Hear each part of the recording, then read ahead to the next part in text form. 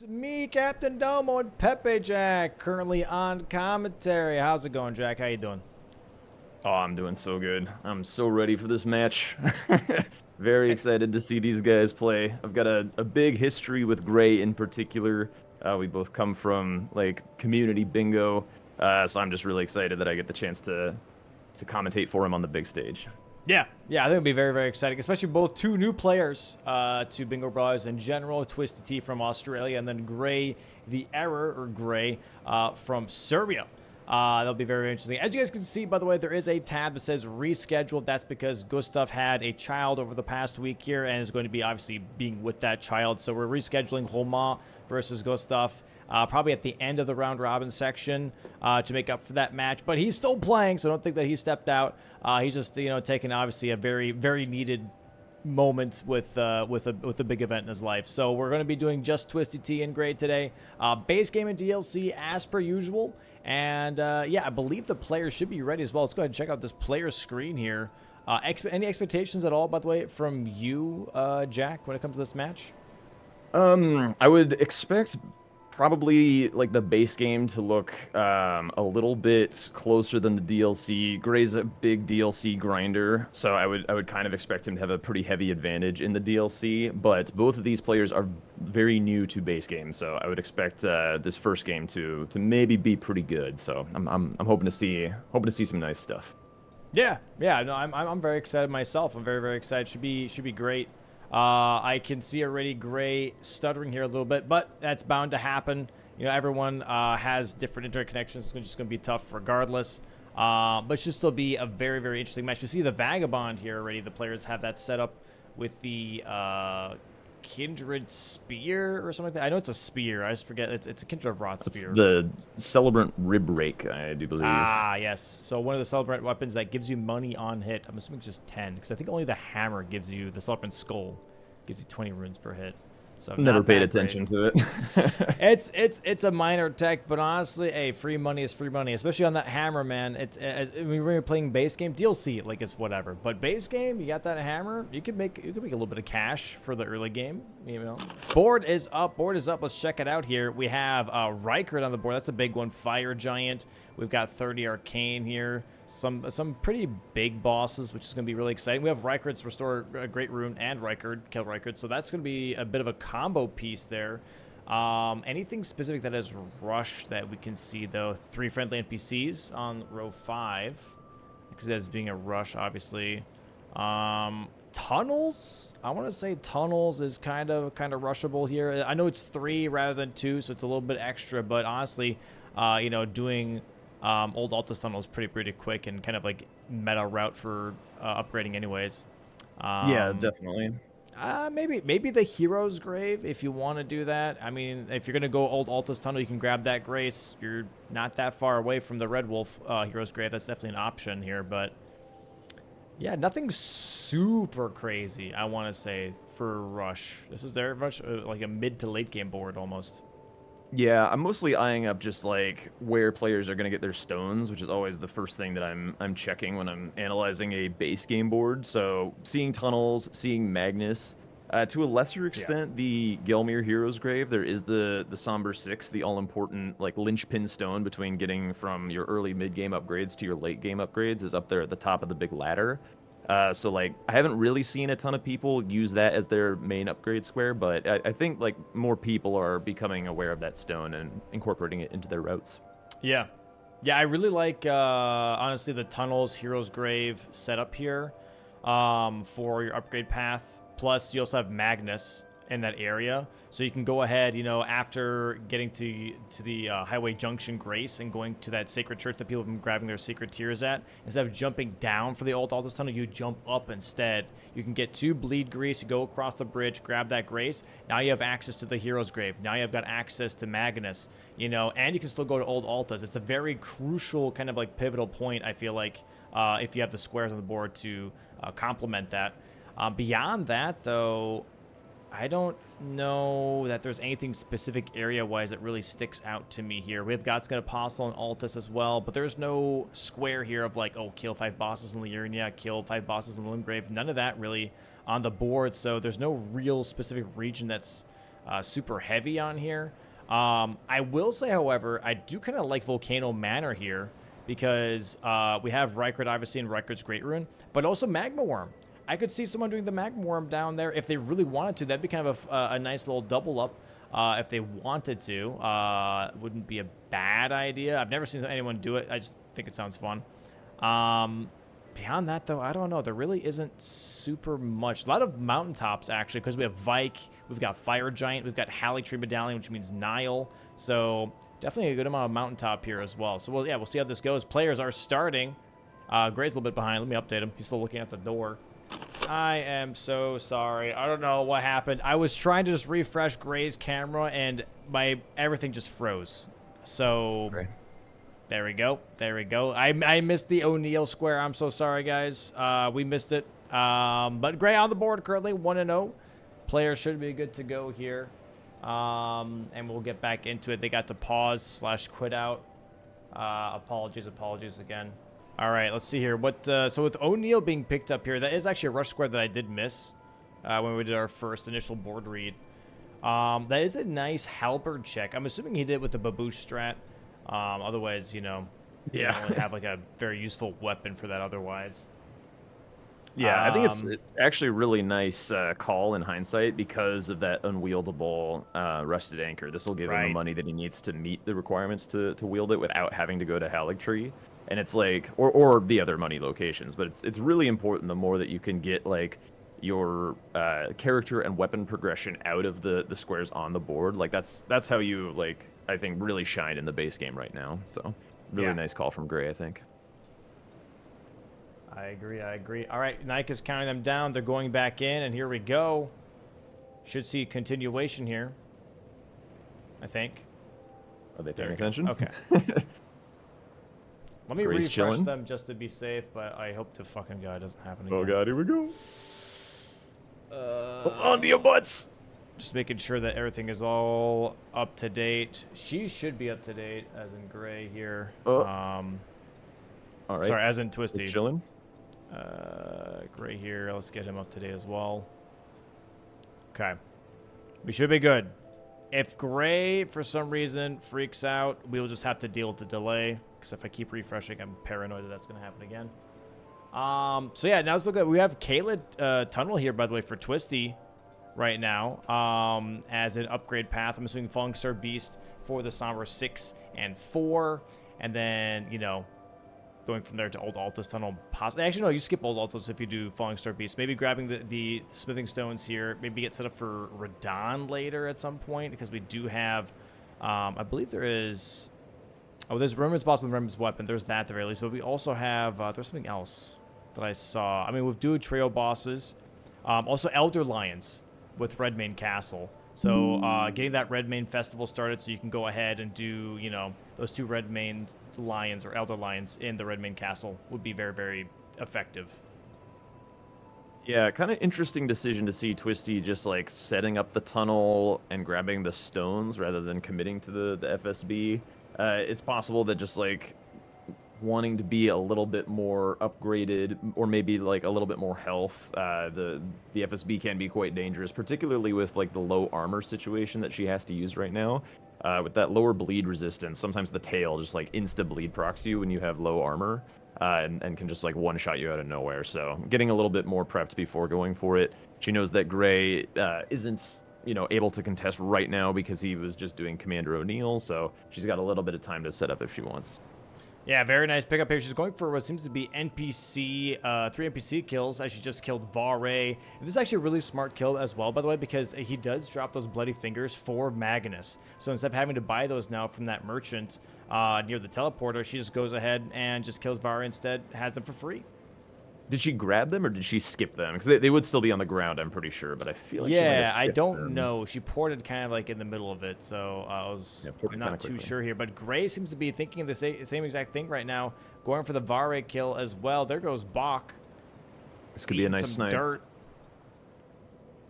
TwistieT opting for either Bernal or, I guess, Alexander heading up this way. I think, like, Yura is the fastest and offers a nice weapon check in the Katana check, but he can be a little bit dangerous if you don't have Wild Strikes. Looks like Gray also found Bloodhound's Fang somewhere, so that's kind of cool for him. Yeah, that's gonna be very big. I'm assuming that might be from actually round table. I don't know. I kind of missed it myself. Where exactly he could have gotten that. Because it's Yeah. definitely not from Nile. Nile is definitely a halberd check. I did not know what that weapon dropped, but we'll see. Maybe Yeah, that there's no was. like mainline great curve sword checks, so it was almost certainly round table or a merchant or something that we missed. Maybe he stopped by Kale or something, but Yeah. For some reason, my right on PC the way sounds like it's there. gonna have a hernia. I don't know what the hell is happening right now. Oh god. So weird. But Okay, let's so go Gray ahead. is on his way to Yura, and TwistieT killing Alexander does get the Alexander shard from this, so if she goes back and picks up Wild Strikes later, that could be very, very nice for her. Oh, 100%. Especially the Rusted Anchor Wild Strikes can be Oh very, yeah. very, very good.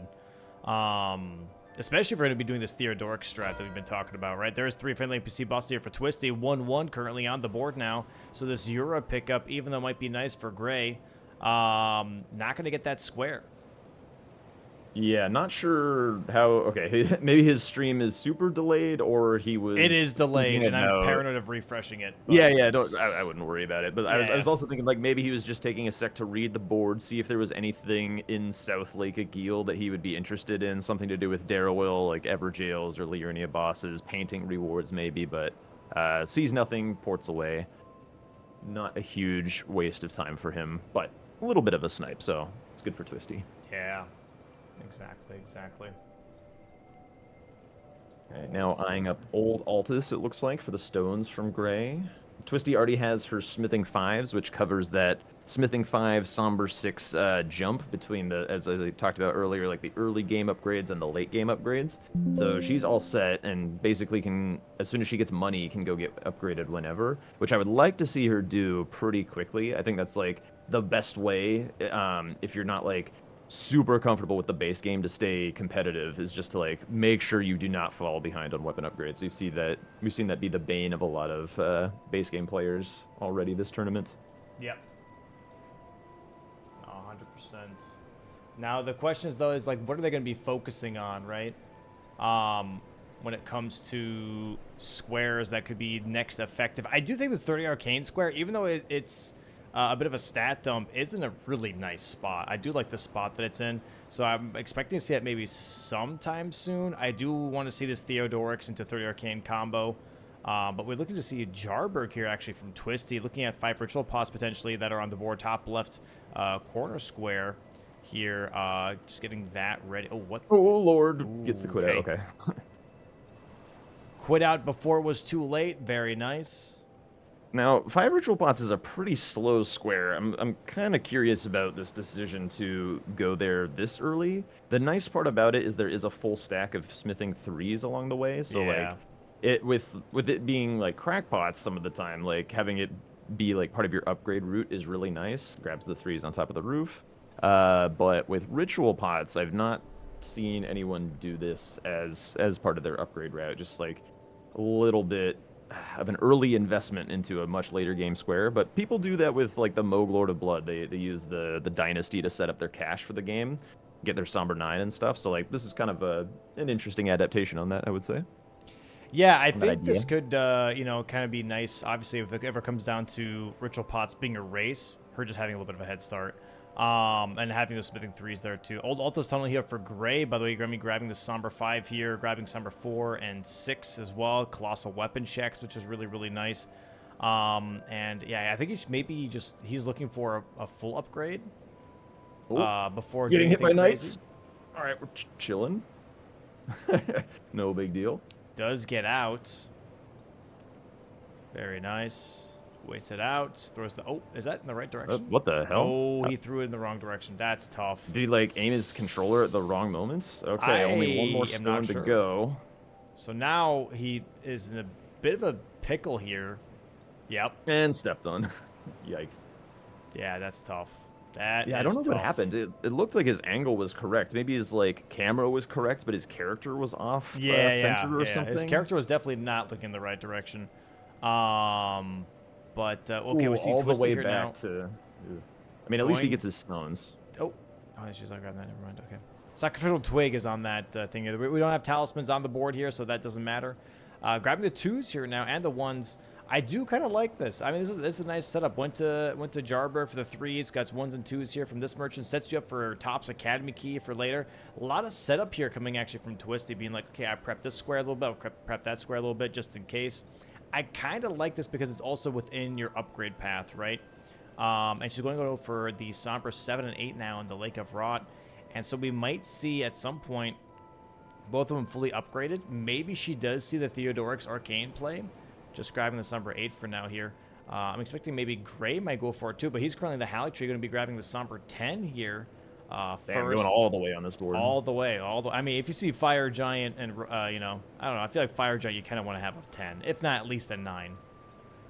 Yeah, I mean, if he's DPS. rocking a greasable weapon like this, like with the Bloodhound's Fang, like Fire Giant's pretty weak to slash. I think with the Rot Grease, like you can kill Fire Giant +8 no problem. But yeah, nothing wrong with grabbing the 10 stone here.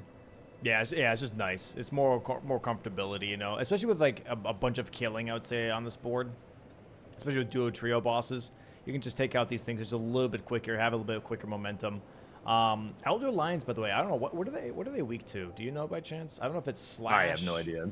Like, typically animals, like, Elden Ring is relatively consistent about having, like, visual themes with, like, shared resistance patterns. So, like, animals tend to be a little bit weaker to fire and lightning and a little bit stronger to, like, against bleed and frost. Like, they're robust, you know? Yeah. So I would maybe expect, like, fire to be the thing that they'd be weakest to. And oftentimes things that are, like, kind of fleshy, like an animal would be, are weaker to slash. So, like, Right. It's mostly guessing, but I think a lot of those themes are typically pretty consistent.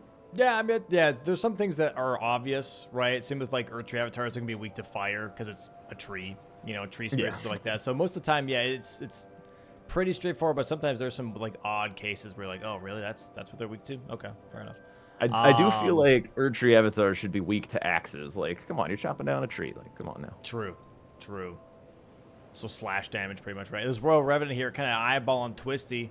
She just has to try it when and this happens. drop the aggro here before she goes for that 50k here. Just takes a little bit. There we go. Now turns around. Gray really grabbing those Somber Stones as well. So both of them definitely upgrading at the exact same time here. So nobody's going to have a head start on damage on these next couple of squares. And we do have some capital here, by the way. Acquire Market and Moog's Shackle on row 2, column 3. So they do want at some point to have 2 Great Runes to be able to do that specific square. I think that's the only one, though, beyond... Yeah, it's beyond kind of that. the only thing in the capital. Kind of, maybe the gargoyles. Yeah. Like at 4, sometimes you want the capital one if, like, there's not a great reason to go to Third Church for BBK. Yeah. And on this board, I don't really see anything out that way. So maybe capital is where you get your 4th Garg. Okay, it looks like Gray is going to go for Magma Worm here, by the way, on the board, but going for the Kaled one, not going to go for Theodoric's, which I think is kind of interesting. I don't know why, especially if you already have a Somber 10 Bloodhound's Fang. Maybe he thinks it's a race. I'm not sure. Yeah, I'm a little perplexed by the decision. I guess it's a tunnel. That's why he's doing it. It's tunnel synergy. True. That's fair. That's fair. Yeah, tunnels weren't bulldozed early, so like now he's maxed out. He's less inclined to go do the tunnels that are important for stones. So trying to find some other synergy. Yeah, after seeing that, I quite like this, I think. He could also go do like the Misbegotten tunnel for a Great Axe check. He already has a wonderful weapon and a backup weapon in the Rusted Anchor, but, you know, could always be Omen Killer Cleaver. True.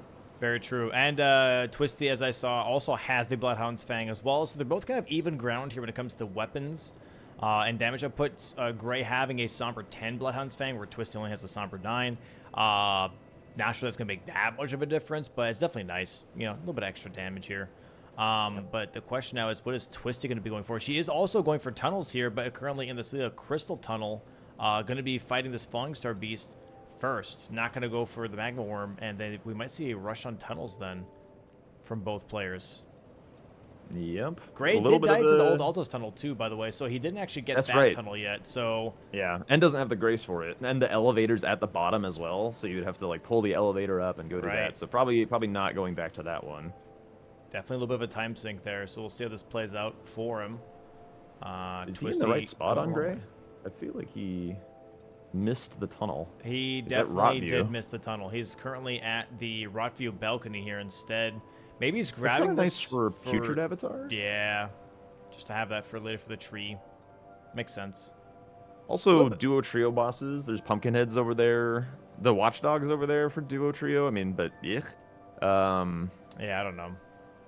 Not sure if that was Whatever. worth it, but we'll see. That Yeah. time consumption just for that Grace might actually cost them this tunnel square, depending on what they pick here, right? Because they're both racing on it currently. Plus Typically, 22 anchor. Typically, I would say that like grabbing optimizations in the base game or like extra graces, little pieces of value along the way at the cost of speed is typically kind of the way to go. But yeah, I mean, in a direct head-to-head race, like if you do wind up losing the square, then you're like ahead on the next thing if your opponent like skipped the value that you grabbed. So it usually pays off down the line. Oh, my lord, Twisty. Stamina. Okay. Yeah, making me a little nervous here, but she does have the Huge stagger damage. now. Huge. No wild strikes just yet on this rusted anchor. Shame. But hopefully soon.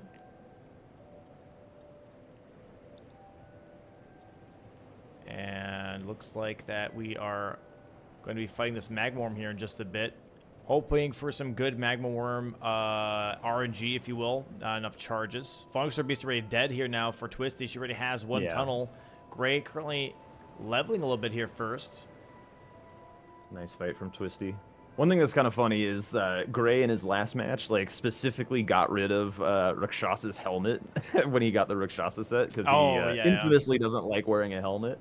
But this time he's not taking it off. He wants that little bit of damage. A little bit of 2%. Maybe he was just feeling himself a little bit, and maybe once if he gets in control of the game, maybe he'll get rid of it at some point as a nod to the fans. It looks like that Twisty actually is also going to be going for this Magma Worm, by the way. She's going currently through the ruins here of Caleb. There it is. We're a little bit behind on it. Gray's internet struggling a little bit today, but there it is. Magma Worm being marked, and she immediately ports out. It's like, okay, this is not the best tunnel then for me to go for. They're both tied currently on tunnels, and she immediately goes for the Limgrave tunnels here instead. Nice pivot, honestly. Being like, you know what, this is going to take me too much time to get there anyways. Let me just go for something that's way, way quicker to get to, and also easier. Gray finding Alex in the tunnel, going for the Shard of Alexander here. He can also grab the Grace. He's not going to. I was going to say he could grab the Grace for Third Church to get that Gargoyle way later down the line, but wants to move on to the next thing, probably another tunnel, so doesn't waste any time doing that. Yeah. Yeah, he's going straight for that Falling Star Beast tunnel here. There's definitely going to be very, very quick. This is going to be a bit of a tight race. I do think Twisty already having the Falling Star Beast down, obviously having easier fights left, has a little bit of a head start on this square, but we'll see how this plays out. This would be a really nice square for either of them. For Twisty, blocking out that diagonal and also column 2, and for Gray, progressing both, right? Getting that column 2 possible threat, and then that diagonal starting to build up. That could be really nice for Gray as well.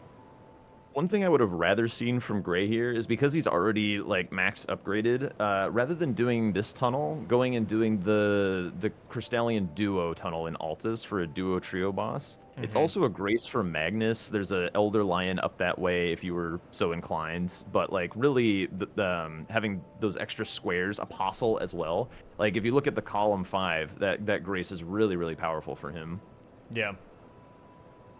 Both not doing the ladder skip here. Bit of a shame. I like the ladder skip. I always do the run around. I've screwed up that skip way too many times, and just like, I don't know. I feel like I'd rather go the safe and sure way than potentially waste time, especially on the big stage and stuff when your hands are a little shaky. You're not feeling 100%. Going for plays that you're even like a little bit uncomfortable with, kind of courting disaster sometimes. And Stone Digger Troll says hi and bye as Twisty just immediately knocks him down. Plus 22 Rusted Anchor. And then I'm assuming we're going to see Old Altus Tunnel here. Oh, no, we're going to go for Scaly Misbegotten. Honestly, that works too. Yep, 2 tunnels here now for Twisty. Not bad, not bad. And second tunnel here now for Gray, putting Magic Grease on his Bloodhound's Fang. Going to go for this Longstar Beast. Damage should be pretty good. He might go for the Limgrave tunnels here then, as well as his third. We'll see. We'll see what it does right after this. Yeah, this would be a big snipe for Twisty. I think if Gray somehow got this square, the game is in real dire straits from Twisty, because then she'd be staring down a diagonal threat and a column threat. and that would be pretty tough to deal with at this early stage of the game. Oh, Gray getting the riposte. trying to get the riposte here. Doesn't get it, however. Nice RNG for him, though. There it is. Very quick Fongster beast kill. Yep, nicely done. TwistieT grabbing the Grace. The Scaly guy, like, his delays are so insane, and you never, like, practice him, but, like, with the low vigor that you come here with early in the game, sometimes he just, like, bamboozles you and, like, roll catches you twice in a row, and you get sent all the way back to the Ailing Village outskirts, and you're like, ah, what the hell, dude? Yeah. This guy's crazy. Gray, by the way, going for the Scaling Misbegotten as well, by the way, for the tunnels. So this is definitely going to be a square for TwistieT. Big pickup here for her. Yeah, this is going to be very interesting to see how does Gray react to losing out on kind of a big time sink, honestly. Both of these players have been working on this for, the last at least 10 minutes, 15 minutes. And there it is, TwistieT marking that square, bang. Sacred Butchering Knife, not the greatest, not Omen Killer Cleaver. Gray should see this right now, but he's in the tunnel, so he has to run all the way back out, or lose 18,000 runes. Yeah, that's a reasonable amount of money this early. Yeah, you might as well just kill it. To do that. Yeah, you could definitely just do that. Might as well just kill it, get the hell out, kind of thing. Oh nope, he's mogging. Wow, I would not have done that personally, but all right, fair enough. Gotta go fast. Yeah, but I mean, 18,000 runes, man. You could have used that for 30 arcane. We'll start working towards that square. You're throwing away money like that, just kind of, I don't know, is a little tough. It's a little tough. But we see, okay, tree spirits, I believe now for or avatars, I think, for TwistieT. Yeah. Great, making his way maybe towards Apostle here and Magnus, just kind of like the whole region of things that you mentioned before, right? With Apostle, Duo, Trio, and Magnus, could be something that Gray is going for right now. Yeah, and I kind of wish he had like come here as part of his tunnels routing, because then he would have already made this run. Then that's kind of what I was saying. Like, if you get sniped, then you at least have progress towards other things. Yeah. I did want to make a quick shout out to TwistieT. I was asking her on stream last night about, like, a little bit more about her and what she might want people to know. I've seen her doing like a lot of like puzzle games and things like that in addition to bingo. And she's talked about how she's always really proud of her bingo strategy. And I think, like, her square identification is really nice. And this is another good example of that. So this Erdtree Avatar square, you look at the shapes of, like, common threats that Gray has on the board with his two squares. The overlapping square is Erdtree Avatars. So that's, like, a really nice defensive choice from her. So trying to push ahead defensively on the board. Showing some good strategy here. Yeah. And we're going to be going for the Physic Flask Erdtree Avatar now. And Gray taking the teleporter here, going to be going down for, I believe, Magnus. I think he's going for Magnus now. Maybe doing the Great Hammer check here real quick if he wants to. But he has got Bloodhound's Fang, so I'm assuming not. Yeah, the Magnus is in a dead row, but the column 4, I do see some game there. Like, there's a lot of money in the Arcane and the Incants, and Tree Scent Duo gives money, working towards Rykard gives money, so this column could actually get out of hand a little bit. So I had a lot of squares start in it from the start, so I wanted to keep an eye on it as the game developed. Yeah. Here we go, Magnus. I mean, Somber 10... Bloodhound's Fang. This should be a very, very quick kill. This should not be, something you should be too worried about. It's not the +7 Battle Axe Blood Grease strat. One finesse, if you will, should be taking over half his life. We are teeing up the curse very nicely here, but as you say, okay. Oh, well. He throw caught. Okay. Cursed. Okay. Oh, yeah, my that's God. classic Magnus. Classic Nicely Magnus, done. I guess. Well. Yep, classic Magnus. Well, Dude, I could see that curse coming from a mile away. That was a toughie. And that means that, does he have enough fingers? Did he buy enough fingers? I'm assuming he did. Vari drops a shit ton, and he did grab them. I think Vari drops like 5? 6, so he's got 5 a or lot 6, of yeah. attempts here. And tree time here. Second tree for TwistieT. Going to be blocking this column 5 and row 4 once she gets her third. It's a little interesting that ruined.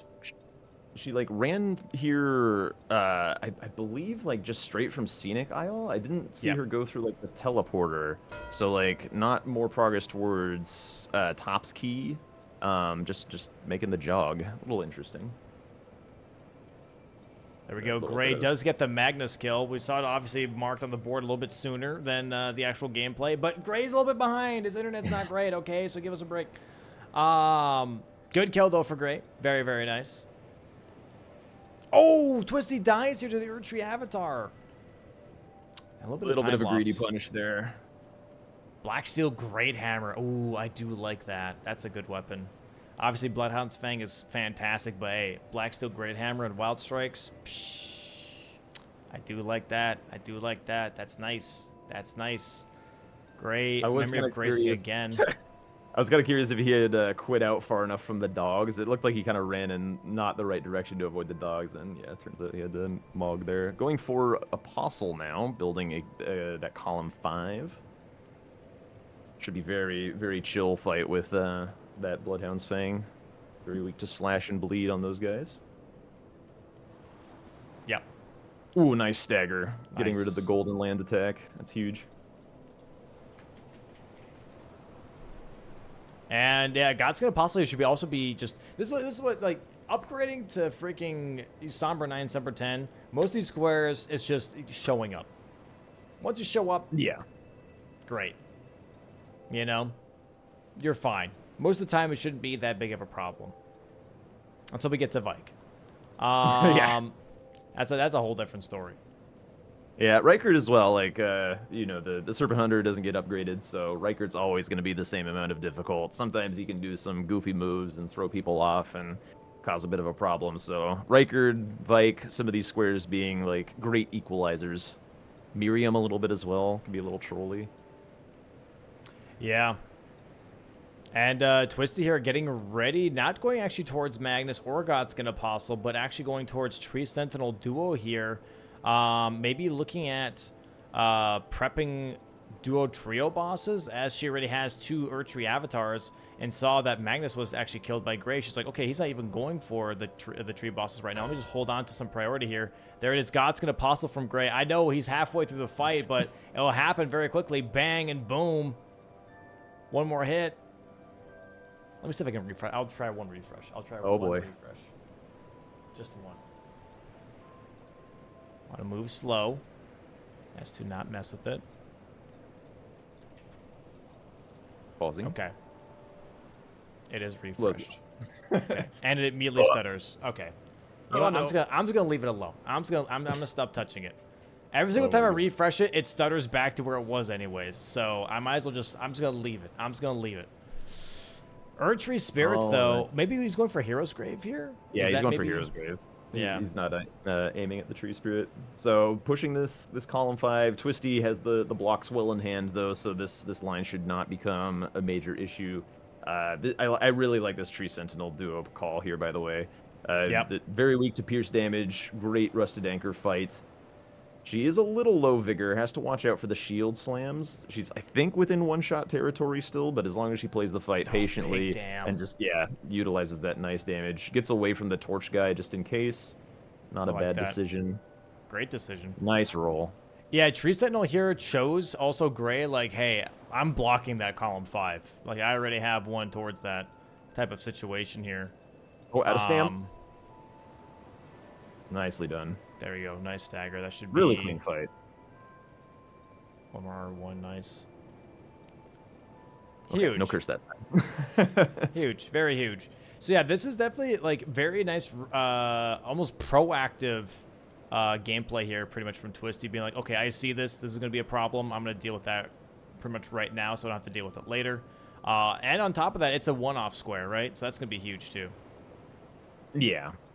Just getting like your blocks set up synergistically is so important if you feel like you don't have threats to leverage. Because right now, TwistieT doesn't have any active threats on the board really, so she needs to be sure that she's getting value along the way to her blocks to keep up with majority. Because if you're not going to pressure bingos, then you have to get value in order to keep up. Yep. One more R1 and bang. That's huge. That's huge. 4-3 right now for Gray. Gray holding on to a 1-square lead. Going to go for this Hero's Grave. That's going to block out that row 3 that TwistieT kind of just started right away. So it's not the worst square to go for. You know, you can kind of just like finish this out real quickly.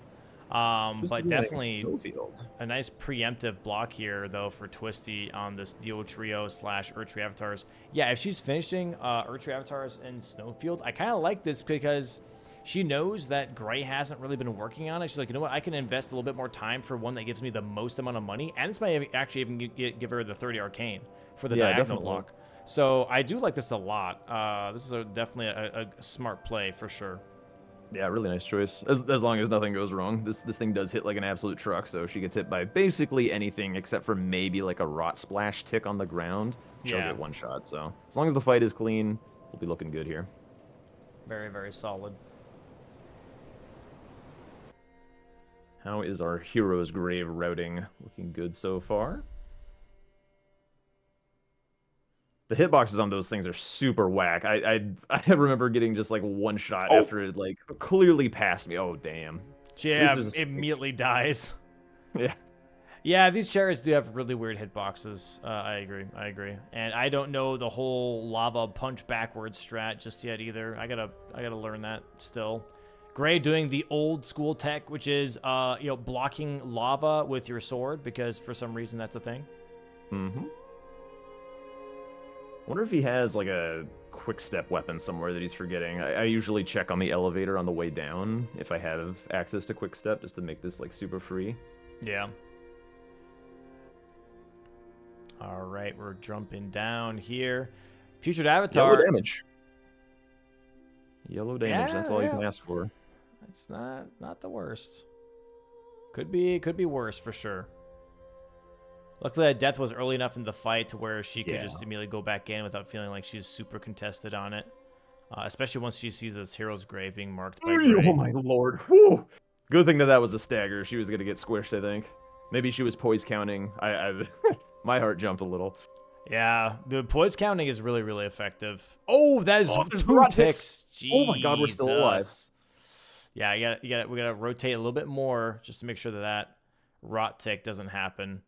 She's almost over-rotating him and is like back in some spray. Okay, we're fine. Patience. Really? Nope. Yep. Can't do that. Can't do that. Yeah, that's you okay. really got to be in the rhythm with this fight. It's very patience and rhythm oriented. She's sticking to it though, which is good. There it is, Hero's Grave here from Gray. So that should tell TwistieT. Yeah, she just went, okay, like I got time. Cool. Let me go for it one more time then. I think that's a good way of going about it. She was halfway through the fight and just like needs to just lock in a little bit, make sure to not over rotate, not under rotate, get out of that spray, be in that sweet spot. No big deal.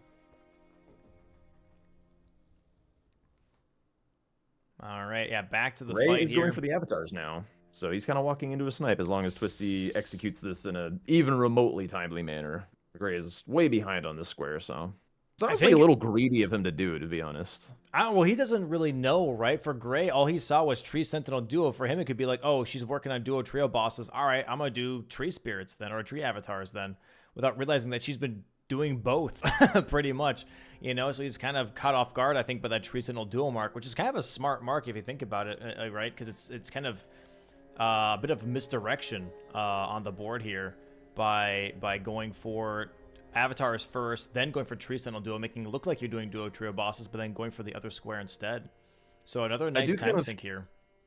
I do kind of feel like either way with Gray, if you expect Duo Trio bosses to get marked by your opponent, that committing more into that line is like a little bit of wasted time. Yeah. I would rather be going elsewhere.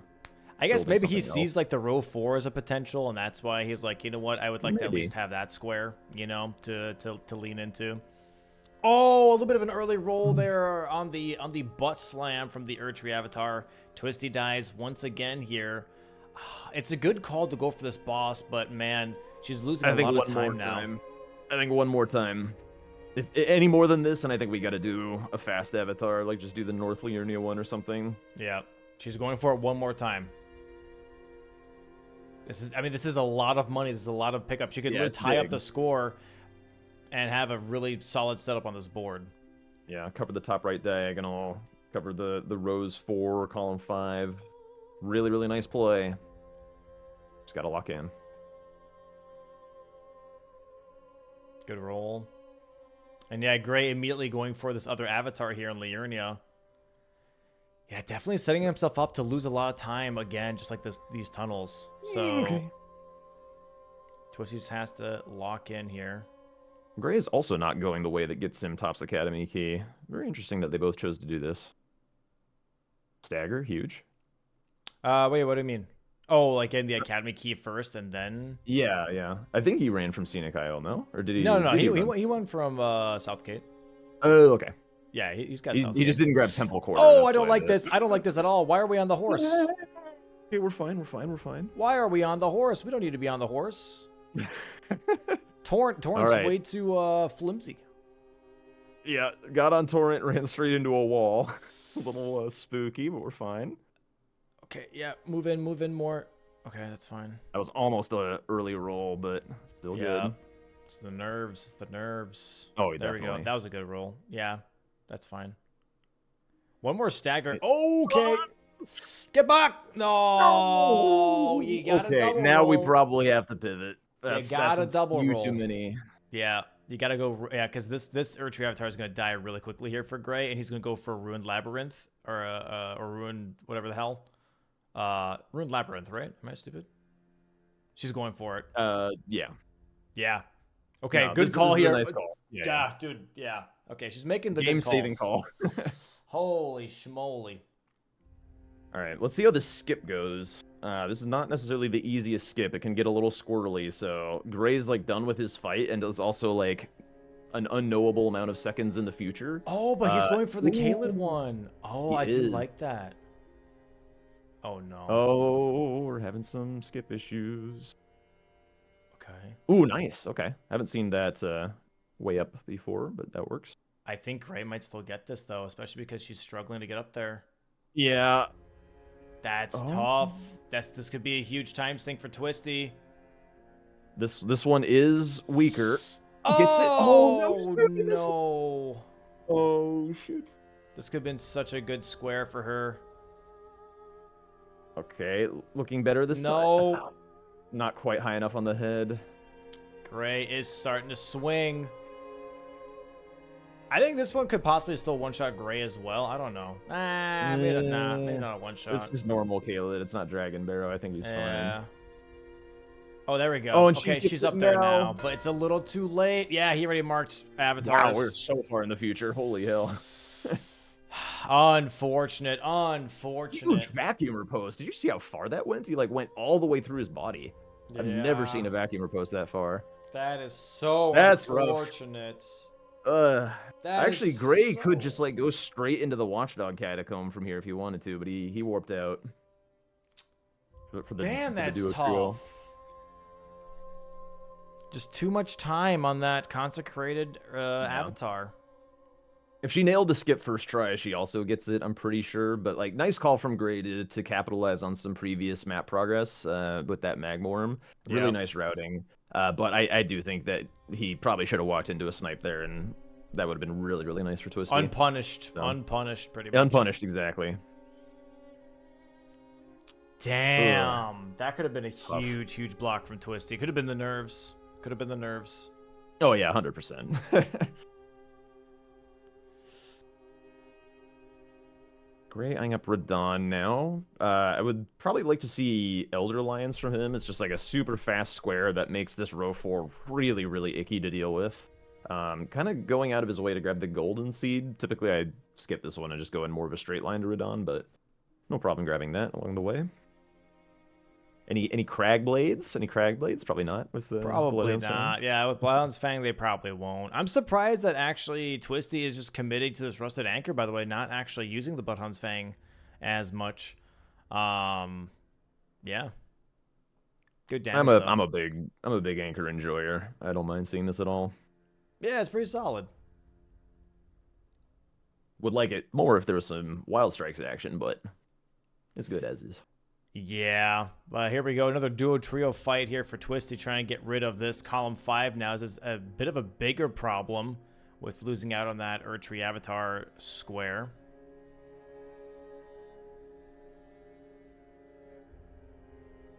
Yep, a little bit of stalling. Oh man. I think she got like triple hit there. She got Omen Killer hit, the fire on the ground ticked her, and a light beam from the flower got her as well. A little bit of aggressive movement there. A little bit of Getting everything. punished. Just a little bit of everything. Oh man, it's so hard to stay like locked in when stuff starts falling apart in these games. It's really, really tough.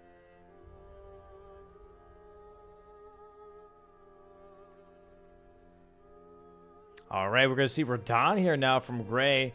I kind of like this because this gets some access to Crucible Knights, gets some access to Gargoyles as well. Get some access to some money here for 30 Arcane, potentially. Also, I just can't weapon. fathom why he's not doing the Elder Lions. They're like right there. And it like TwistieT's got so few lines left. Just like block a line, progress your own line. The lions are super fast. Are they there even without with the festival active? Are they still there? Yeah. Yep. Okay. They're like the only enemies that are still there.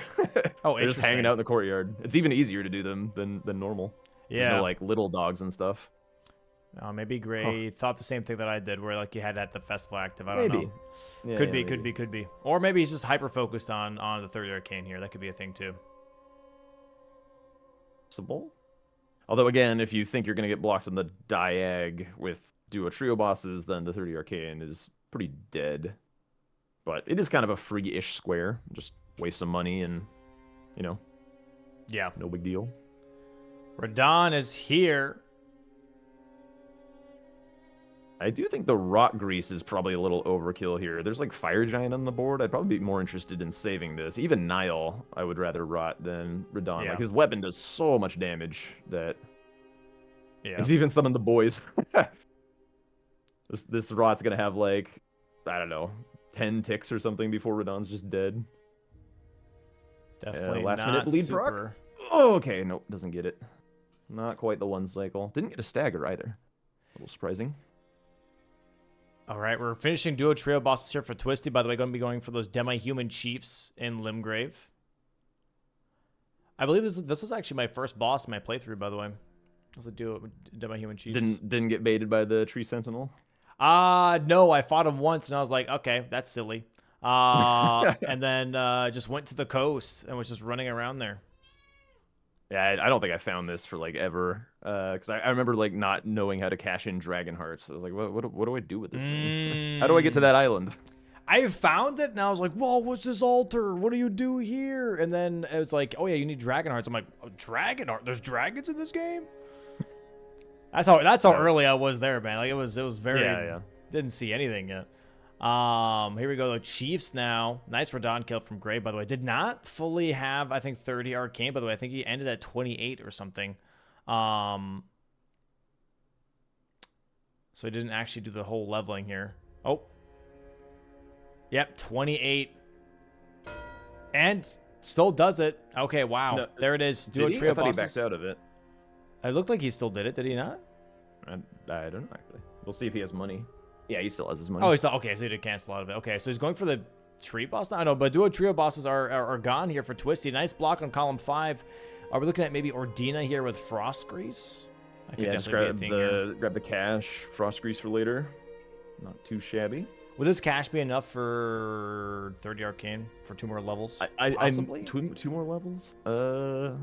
Possibly? He probably needs possibly. It's probably kind of tight. I don't know. How much do you get from Ordina? Like, what, 16,000? I think it's in the low 20s. Because I think, like, Mountaintops is 16. So, like, mid-20s maybe from Ordina. Okay. I know it's, like, slightly more than Mountaintops. We'll see. All right, we see Radon now as well, by the way, for TwistieT here. So I like both this big of them. time.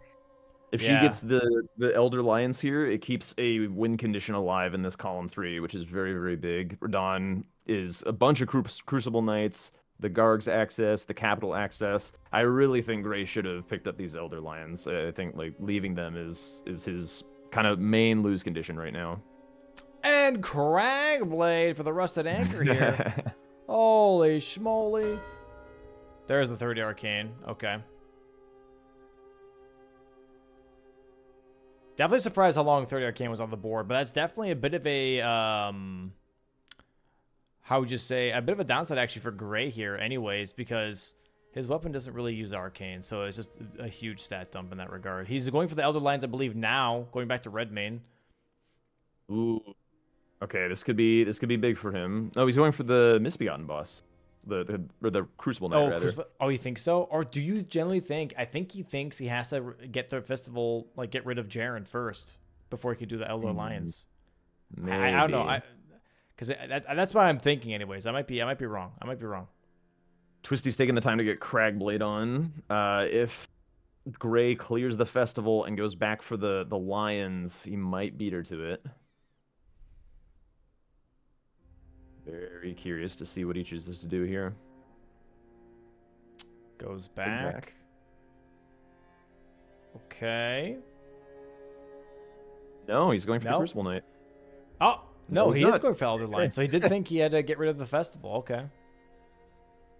I mean, he does have to get through all these guys, and, like, I can't remember if there's, like, more enemies down in the pit. Oh, TwistieT's not going for it.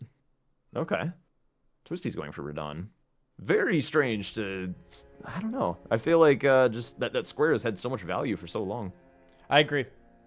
For TwistieT, it's a block. For Grey, it's a huge row 4 progression. Yeah, very dangerous row 4. The row 3 counter threat, if TwistieT got it, it's like a good counter threat, but like they're even on it, right? So it's not like a free win or anything, but right. It is still putting pressure on Grey, and TwistieT desperately needs some pressure this game. Yeah, big damage on these Elder Lions too.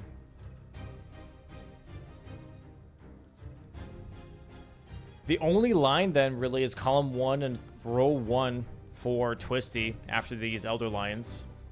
Yep. So, pretty rough lines, not gonna lie. Not the greatest. Column 1 is horrendous. Row 1 is slightly better, but still horrendous. But she does have those 2 ritual pots, and they are on row 1, column 1. So this kind of beginning, prep could kind of matter maybe for her. I don't know. Typically, like, when lines are this bad, it's just like, the game's gonna slow down, and one of the squares is gonna go to one of the players. It's so hard to just like bulldoze some column that bad, but we'll see. Grey has been ignoring the easy blocks for a little while, so Jesus, that health out of heals. Oh my God! And TwistieT dies to Radahn here. Gets distracted by the mark from the Elder Lions. That's tough. That is tough. All right, what now from Grey? He's solved his biggest remaining problem with that Elder Lions. He could push out his row 4 a little bit, or look to force majority getting set up on either the row 1 or the column 1. Back to Ruined Labyrinth. Incantations, I think. Incantations with Miriam synergy. Actually, I kind of like this, if that's what he's doing. Because he can go, like, get the incant in the Fire Monk camp for free, kill the Lightning Knight or whatever, and get the Dragon Cult book. And then he's got that Grace for the drop down to Miriam. Move core into Altus, buy all the incants. Although he is lacking a bit of cash for this play. But, I mean, it's 2 potential blocks on that row 1. Also, I guess kind of closer to Jarberg. He could just run to Jarberg from this angle as well for the pots later. Actually, a really, really nice Grace, I would say, to have. Okina going crazy. Should get a bleed proc here. Full sending Miriam. That is a lot of damage. Damn, no bleed proc from Okina though.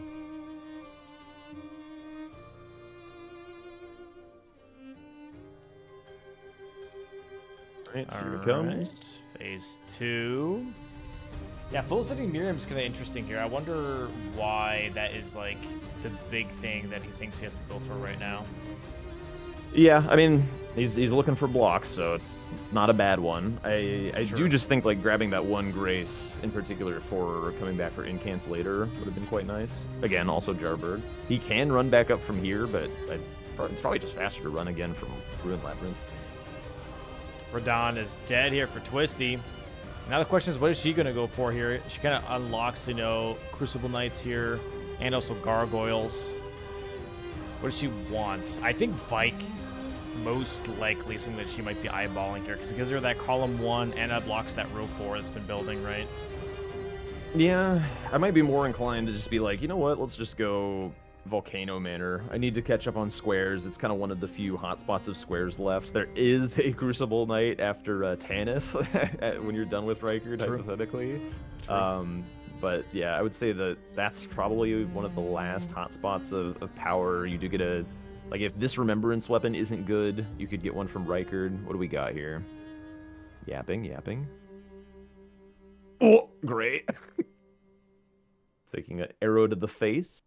Does he have a throwable? It looks like he does. It's on his bar. Oh, Blasphemous Blade. I mean, that's not bad. That's not bad. She needs 11 levels to use Blasphemous. I definitely would go Blasphemous. Yeah. Yeah, I mean, you could just kill Godric without meeting the faith requirement if you really felt like it. Yeah. And it looks like that's exactly what she's going to be doing here, going to Gatefront right now. And that's kind of interesting that she's focusing on that over this row 4. What the hell is Gray doing, by the way? He's just sitting here waiting. Apparently, Miriam has died. I don't know how, but Miriam has died. All right, here we go. Oh, he's waiting for her to walk up, I guess, to just, like, start swinging at her. All right, I guess didn't know if Crystal Dart would go far enough to get the kill, but yeah, plays with patience. Interesting. Very interesting. Okay. Technology, question mark? This Stormveil play, I just don't know if it's strong enough. There's no other synergy to speak of. There's like a Crucible Knight in here, I guess. She could get Wild Strikes. No. All right, whatever. Not grabbing but is crazy. Like there's no like secondary objective in here. There's no like ulcerated tree spirits, no paintings, wet blades, no like killer remembrance with a dagger. Yeah. I mean, you could get, I guess, the Godslayer cookbook or whatever the hell for the incants. But I think that's only 2 incants, so would still need to come he's up going with... for Vike here, potentially. He is in Mountaintops now, yeah. Okay. Nice, bold choice. Gave TwistieT some time to do it after marking the Elder Lions, so... Yeah. And now we shall see. He might grab the Grace, obviously, first near the outpost or whatever it's called. Yeah, that'd be a good idea for Fire Giant, for sure. He may even just go Fire Giant. Maybe, like, screw Vike. Oh, my God. Okay. Nice clutch up there. TwistieT's going toe-to-toe with a lot of these bosses in ways that are like, kind of making me nervous, but... Definitely a little stressful, yeah. You know, you got a full Vigor bar, might as well use a full Vigor bar.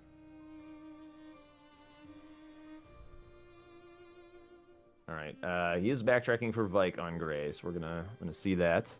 I honestly don't really know how this... Okay, he's switching weapons? No, he's not. I was gonna say, I'm not really sure how this goes with Bloodhound's Fang. I've never really done, like, traditional speedrunny type stuff, so, like, Bloodhound's Fang is not a comfort weapon for me. I don't really know how this is gonna feel. I'm not the biggest fan of it either, but this should be pretty decent, I want to say. You obviously want to cancel out that buff up that Vike does. It's kind of like the buff up that Vike wants to do is almost the same as like flask drinking for NPCs, where like he feels like he has to do this for some reason. His AI is programmed to where he really, really wants to do that. So if you keep canceling that out, he will try and back hop and try and do it over and over and over again. So if you can kind of have that as he's dead. He's so dead. Oh wow. What?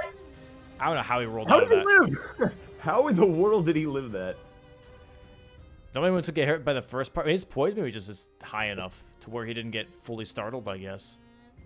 I guess. I feel like his armor is not that impressive, though. He does have the Oath Seeker chest piece. I don't know. That's a pretty heavy piece. So it's kind of mid-heavy. I mean, it's not like a solitary piece or something.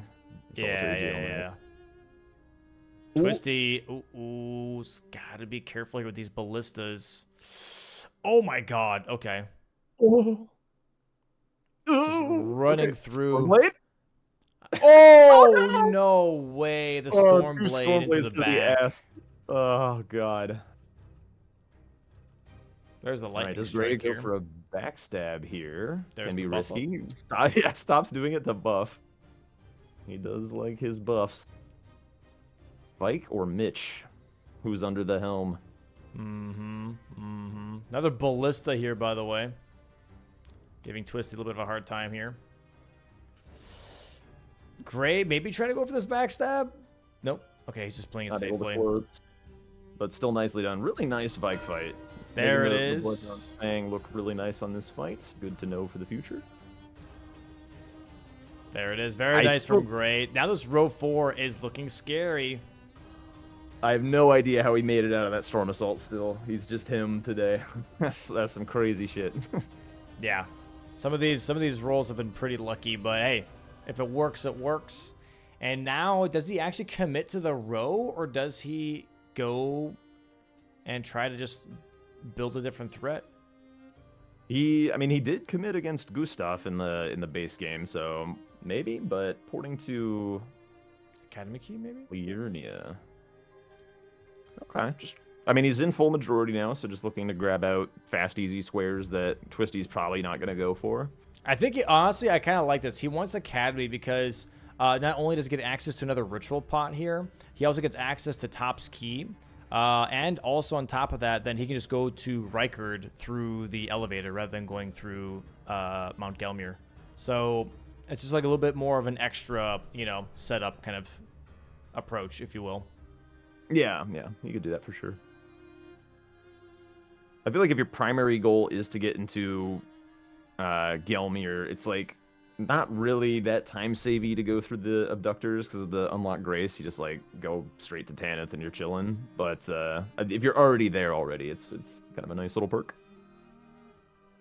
And TwistieT immediately is like, okay, I have to do Rykard. Going to the Road of Iniquity Grace, running straight towards Volcano Manor. And yeah, I mean, you're kind of like in a very tough spot, yeah, obviously. But if she does get this square, if she is kind of set up for Restore Rykard's great rune, could That's hold true. on to that for a little bit. There is a lot of value in here, and I do have to say, like I've really enjoyed how she's pivoted this game. Like when she gets some information, knows Gray's not working on something, she's like not afraid to just hold it, go do something else. Like it's just really good bingo strategy fundamentals on display. Yeah, really nicely done.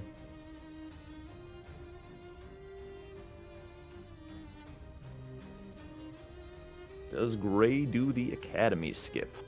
Are we gaming? He's got his kukri out. Oh, there it is. Distracted. And goes for the door. Oh no, he's just, he wants a couple cracks at it. Just in case he screws it up and has to quit out. Yep. There's the first one. This is definitely a bit of a tricky skip here. Oh, here we go. Remembrance Boss weapon only first for TwistieT. Not doing Rykard Partially right away. unwieldable. I do like that. No time to go get stats. Just dumped some vigor, it looks like, and I'm just going to smack him. Physical damage should be more than enough. Yeah, that's really, really solid. No big deal. Not bad.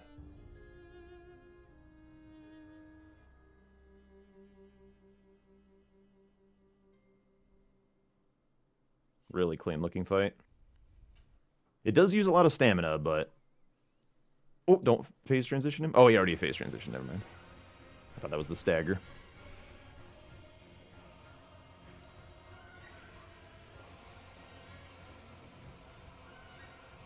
Nice stagger. And headshot. Oh, a headshot, hell yeah. Oh, does miss the riposte. Too much Yeah. exhaustion. Not enough stamina.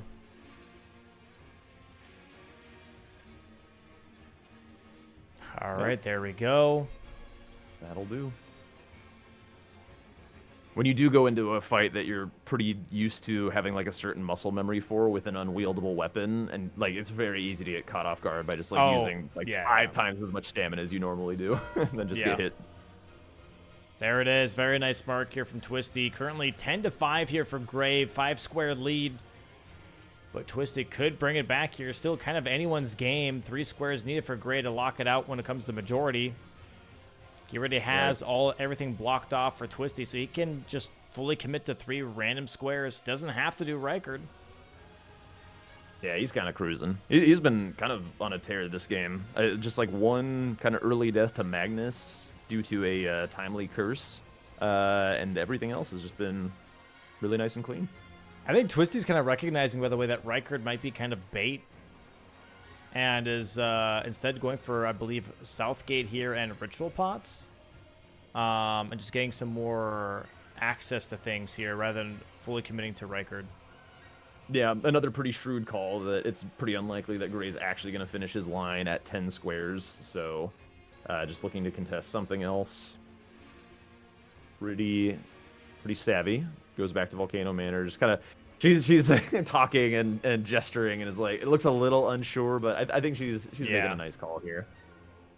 You can't like leave this obviously forever, and Gray could be dark for a little while, but once he marks this Academy key, she'll know that she probably needs to capitalize on her early ritual pot progress. Hopefully trigger a snipe on Gray, and then from there we just gotta get the snipe train rolling somehow. She does have like similar progress to him on the underground stuff via Radon, so maybe there's some game there where we can earn some time back with some snipes.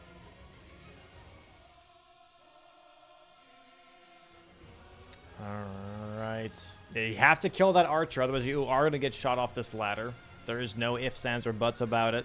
That archer does not like anyone being on there.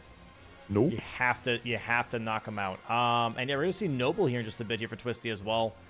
Hopefully these fights go decently well. I know Noble's pretty resistant to strike. Actually, very resistant to strike. So we have a piercing weapon. I think that should be pretty good. I think they're mostly weak to slash for the Nobles. Yeah. The Pierce should do just fine, but yeah, you want to avoid strike if you can.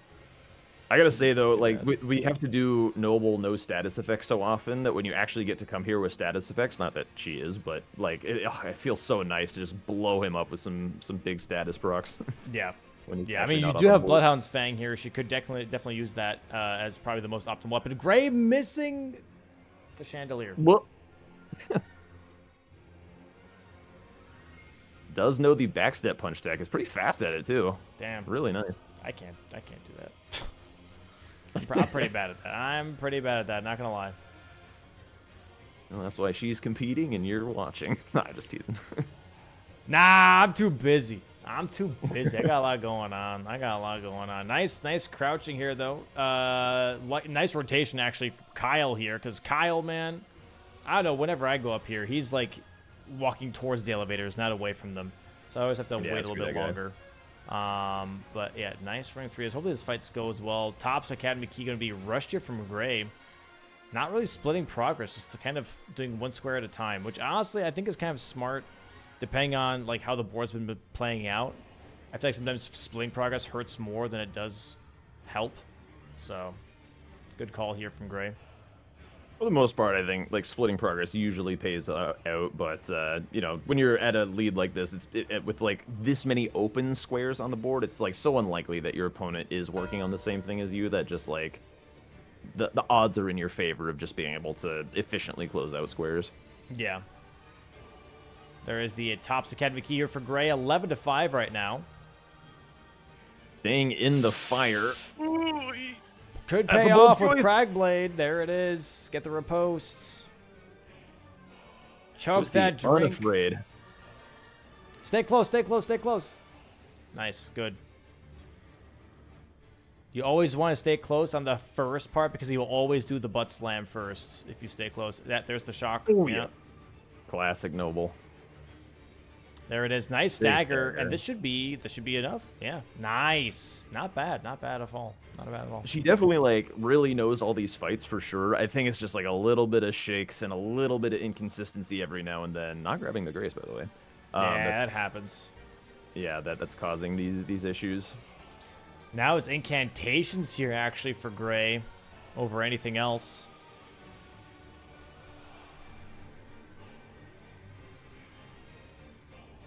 Yeah, he's got a ton of money, so quick little closeout on that. Now I guess he's split us some progress, eyeing up Jarberg. I guess he could also be eyeing up the knight for the book, or both. Okay, well, so is TwistieT. She just bought all the incans currently from Corrin, so they're kind of racing here. Before moving him to Altus. She's moving him to Altus now, I guess. Yeah. Typically, you don't want to buy until he's actually there, because if you get sniped mid progress, then you've spent a bunch of money. So.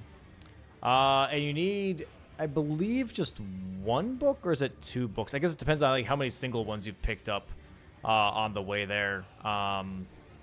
Looks like Gray's going to be rushing here for the Ancient Dragon Prayer book. Yeah, the route that I usually do is running south from Ruined Labyrinth, grab the Incant and the Fire Monk camp, and then come kill this guy that Gray's eyeing up about now. And that's all you need once Korra moves to Altus. That's all 14 Incants. Yeah. This one that TwistieT's grabbing right now. That's the Gesture. That's the... Oh, no, wait, no, she's in a different camp. She's in a different camp, I'm disoriented. She went from Scenic Isle. There's a Gesture in that camp, too. Ooh. Yeah. Yeah, this is going to be kind of close between the two. Gray did not move Corrin yet to the Altus Plateau, so this might actually be possibly... TwistieT ticked up to 9. TwistieT going actually first for this other knight too that Gray is currently fighting. So I don't know. This might be really close. If she only needs the Incant in this camp, she might be okay. Gray's definitely got it, I think. He just needs to move Corrin and he's done. He actually has more Incants than he needs. Oh, she's going to Muriel. Oh. The rest are paying attention for uniqueness, because I'm not sure Muriel has a full unique set. Although Gray's also in the future, right? So maybe he just marks it before any of this matters. He does have 13. He's not moving him. He's counting. Okay, I guess he's got it. That's tough. That's a tough snipe there for sure. What did he get a random single Incant from? Well, in the camp, right? Flame Cleanse Me. Did he grab that? Oh, did he grab that on his way to Muriel the first time? Or Miriam, I should say. I am honestly not sure. The refs are counting. I just know that's 13. You just need one more. So I'm assuming it's that one. Oh, Vike. Vike drops one.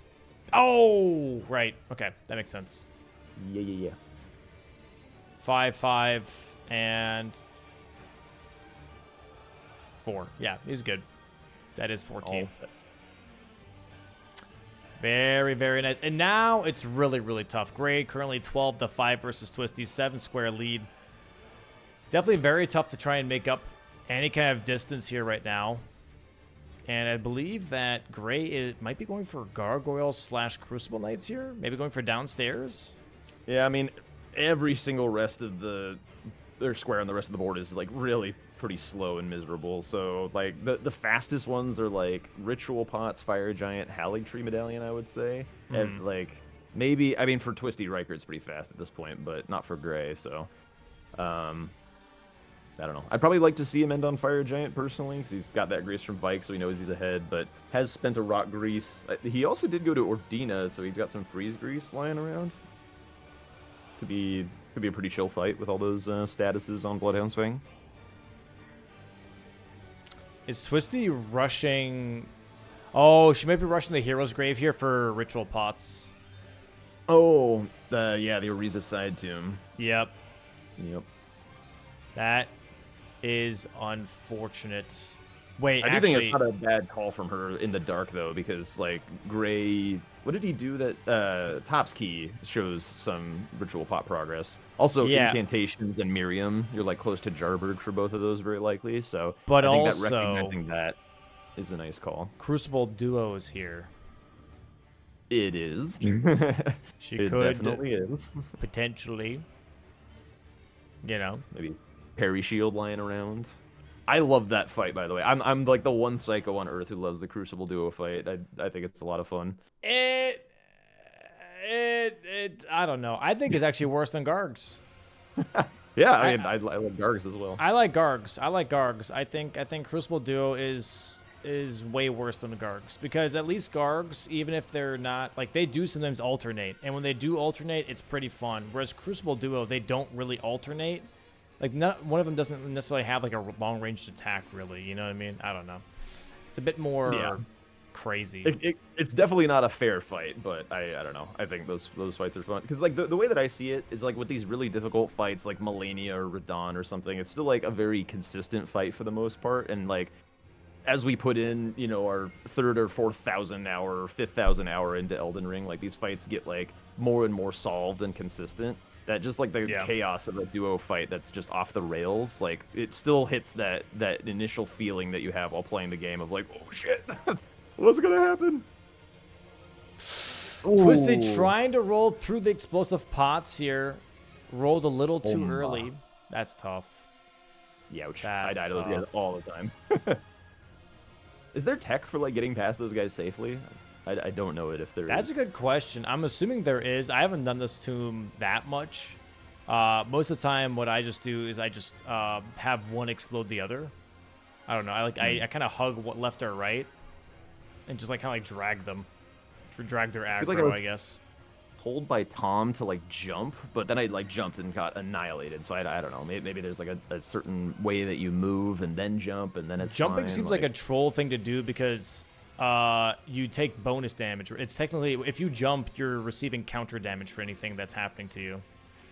That's how I lost one of my freaking all bosses deathless runs, because I jumped when Bakar did his guillotine attack and it one-shot me because I was in Dragon Barrel and I had like 50 vigor and I was like, what the hell is that? They're like, oh yeah, it's counter damage because he jumped, and I was like, cool, that's sick. Rip. Gotta love that. Mimic tier fight immediately annihilated. And I think we're making our way towards, I think, a little bit of a double up here. Double Crucible, double Gargoyles. You know, it's just kind of working on 2 squares at once. This is very, very smart here from Gray. And we'll see how this is going to be closed out from Gray. Currently really much in the driver's seat for this match. Yeah, no wrong way to eat this cake at this point. He can kind of do whatever he wants. Which kind of makes me want to see a Fire Giant, but whatever. He can do whatever. Yeah, I'm assuming he just doesn't want to get caught. Oh god, I hate this place so much. This is a tough spot for sure. These kind of like highly scaled catacombs, like you can learn the route and get through it safely a lot of the time, or like at least not get lost, but like the imps, they just go crazy. The explosive pots deal like infinity damage. It's just it always a big risk of dying in these places. Yeah, it's tough. My like least favorite square in the base game is Glovewort Billbearings 2, because that catacomb just has so many explodey dudes and super highly scaled imps that are on your ass the whole time. Then I'm like I'm so stressed about avoiding them that I then get lost, and it's just a whole ordeal. That one tree avatar square, man, it like really set the tone for the rest of this match. Yeah, it really did. Oh, that nice was imps. Oh, that was a nice dodge. Oh, that was a nice dodge on the pot guys, but when you open the trap chest, you gotta like sit there and the imps just murder you. And yeah, she had to roll out so didn't get trapped, but the imp still got her. That is tough. Tough. That is very, very tough. Crucible Knights here. Yep, that's the focus, I guess, for Gray. Has to make sure that this Crucible Knight does not throw himself off of the ledge. That's true. Usually I like throw something at him and fight him in kind of the area near the other Crucible Knight. Okay. Oh, nicely done. Fire Breath. Cooked.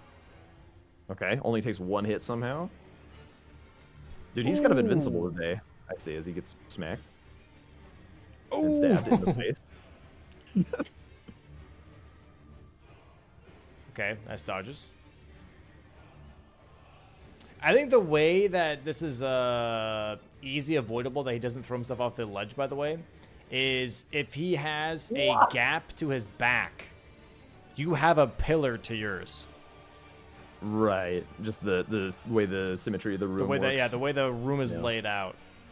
If he's standing in an archway, you have a wall to your back. If he's standing behind a wall, you have an archway behind you.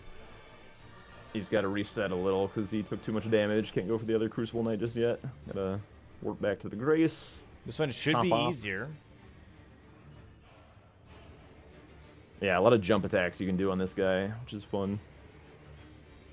Gotta fight him in this room so she doesn't yeet herself off or summon the little, like... What are those little, like...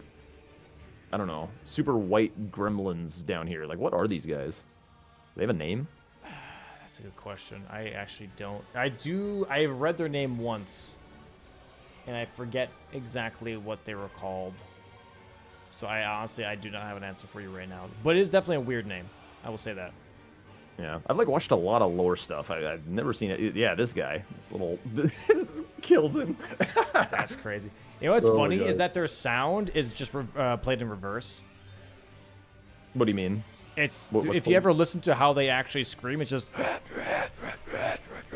It's like Oh, it's just okay. in reverse. It's some kind of like weird sound in reverse for their screaming. I don't know why, God. but that's just what they decided on. I mean, it's creepy. It's cool. It's me when I run a marathon. And yeah, I run for Crucible Nights here for sure. Because Yep. Last square, center square. yeah. And we got the That's hefty, tough. or the ritual pots. Let's go. Oh my god, and this pot just Oh does my not want her to get out. And now he misses every single hit. Elevation. That is so troll, dude. That Dude, is she's still there. elevation, bro. That is crazy.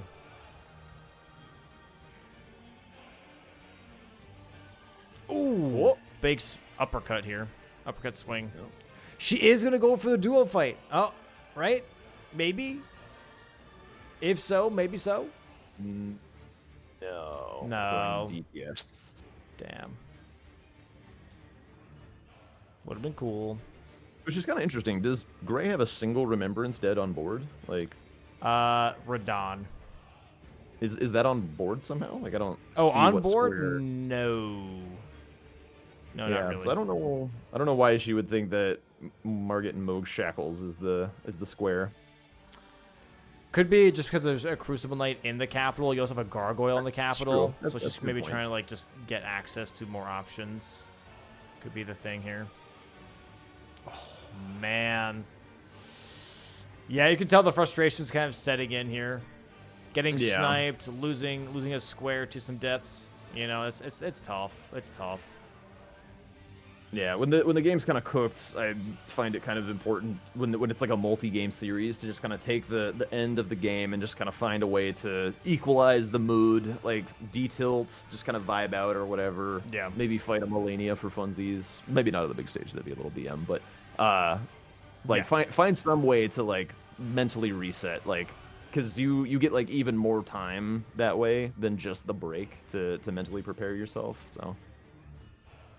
True. There are some games that are recoverable even at like a 12-6 disadvantage. Like we saw.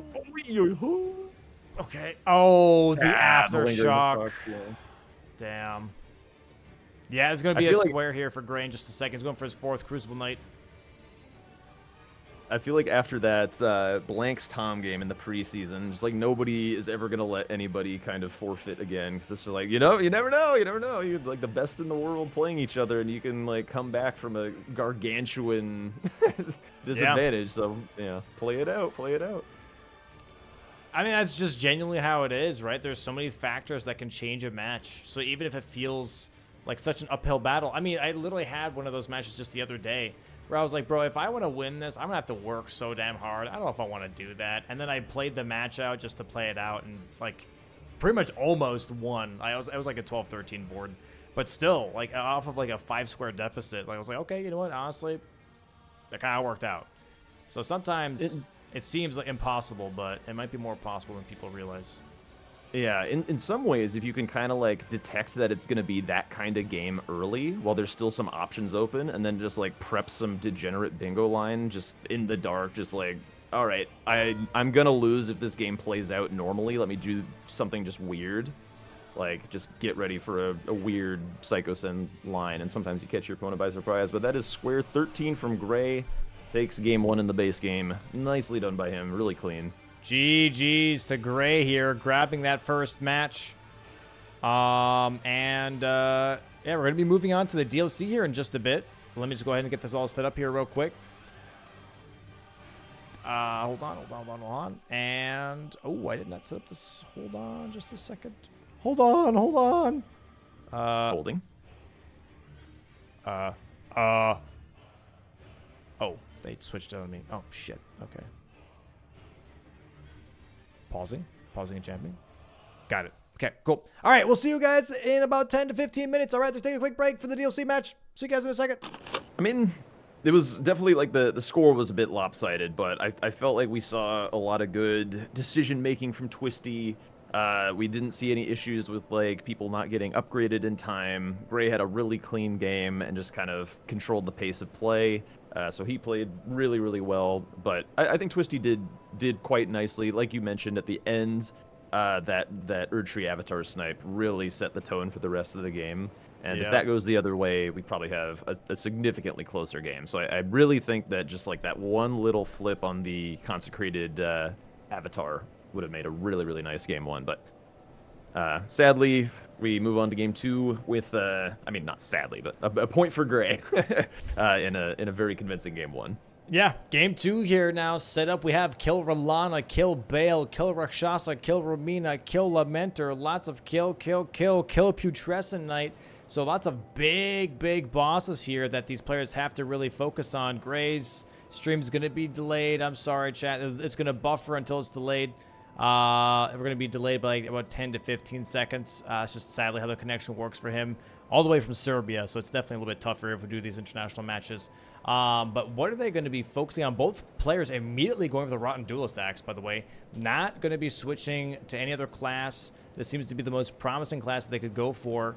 I'm expecting to see maybe a Savage Lion's Claw Ice build on this Rotten Duelist axe. Wouldn't be surprised. For rush squares, however, what do we have here? We have anything that might be super specific? I mean, kill Unique Divine Bird Warrior. There's one. That one's technically kind of fast if you know what you're doing, but also pretty scary. Ancient Dragon Man, that's another rush square. Possibly Golden Braid if you want to rush backside. It's kind of a rush square in the fact that you can do that first, not necessarily on how long it takes, because that could take a while for sure.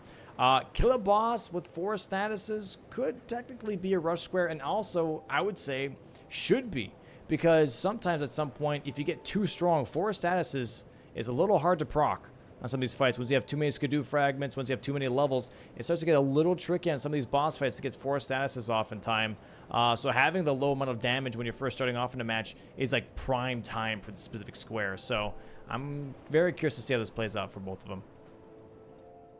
Yeah, I was mostly paying attention to what they were buying at the start of the game, because I feel like especially in the DLC that kind of tells you where a player's head is at. Both players have bought greases. TwistieT opted for Poison and Frost. Gray just the Frost grease, but he also has a Sacrificial Twig, which I haven't even looked at the board yet, but that tells me that 4 Hefty Pots is there, which it is.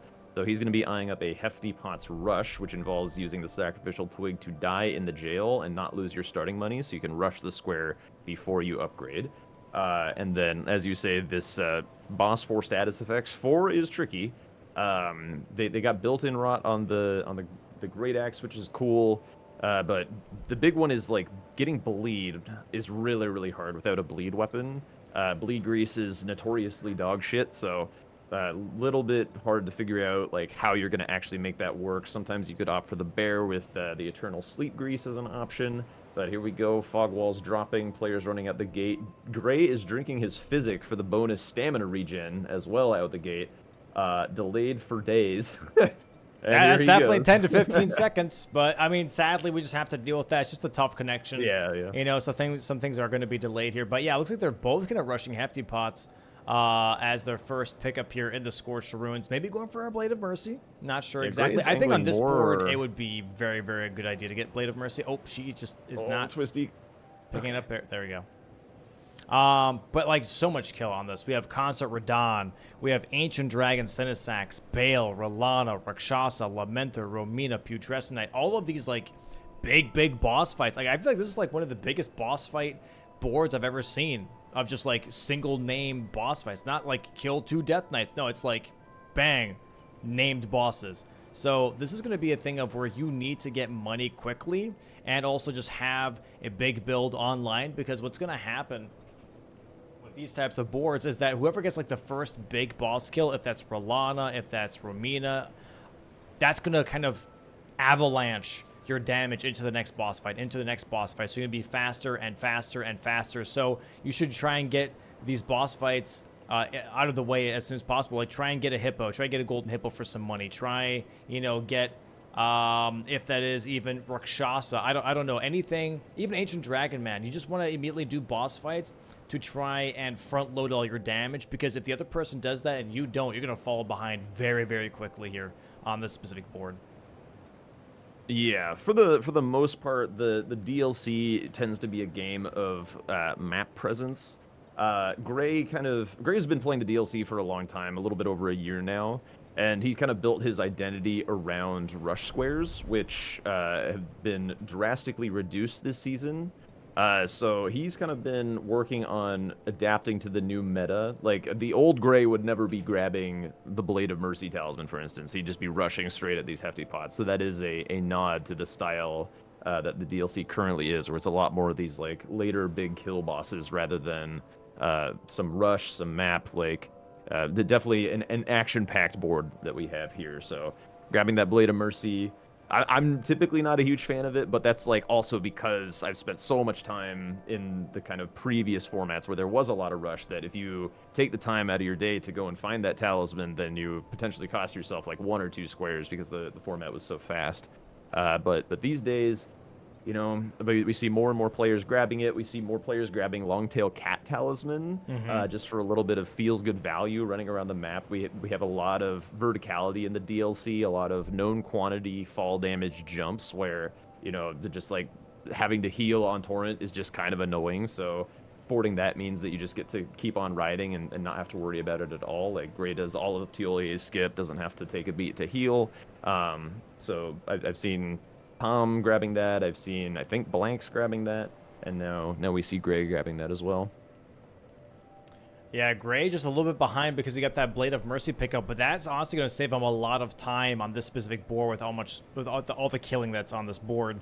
And honestly, seeing Egon's Furled Finger here and also kill Bale, you get a little bit of a helper here with this center square. That's kind of nice, actually, because Bale can be definitely a bit of a difficult fight.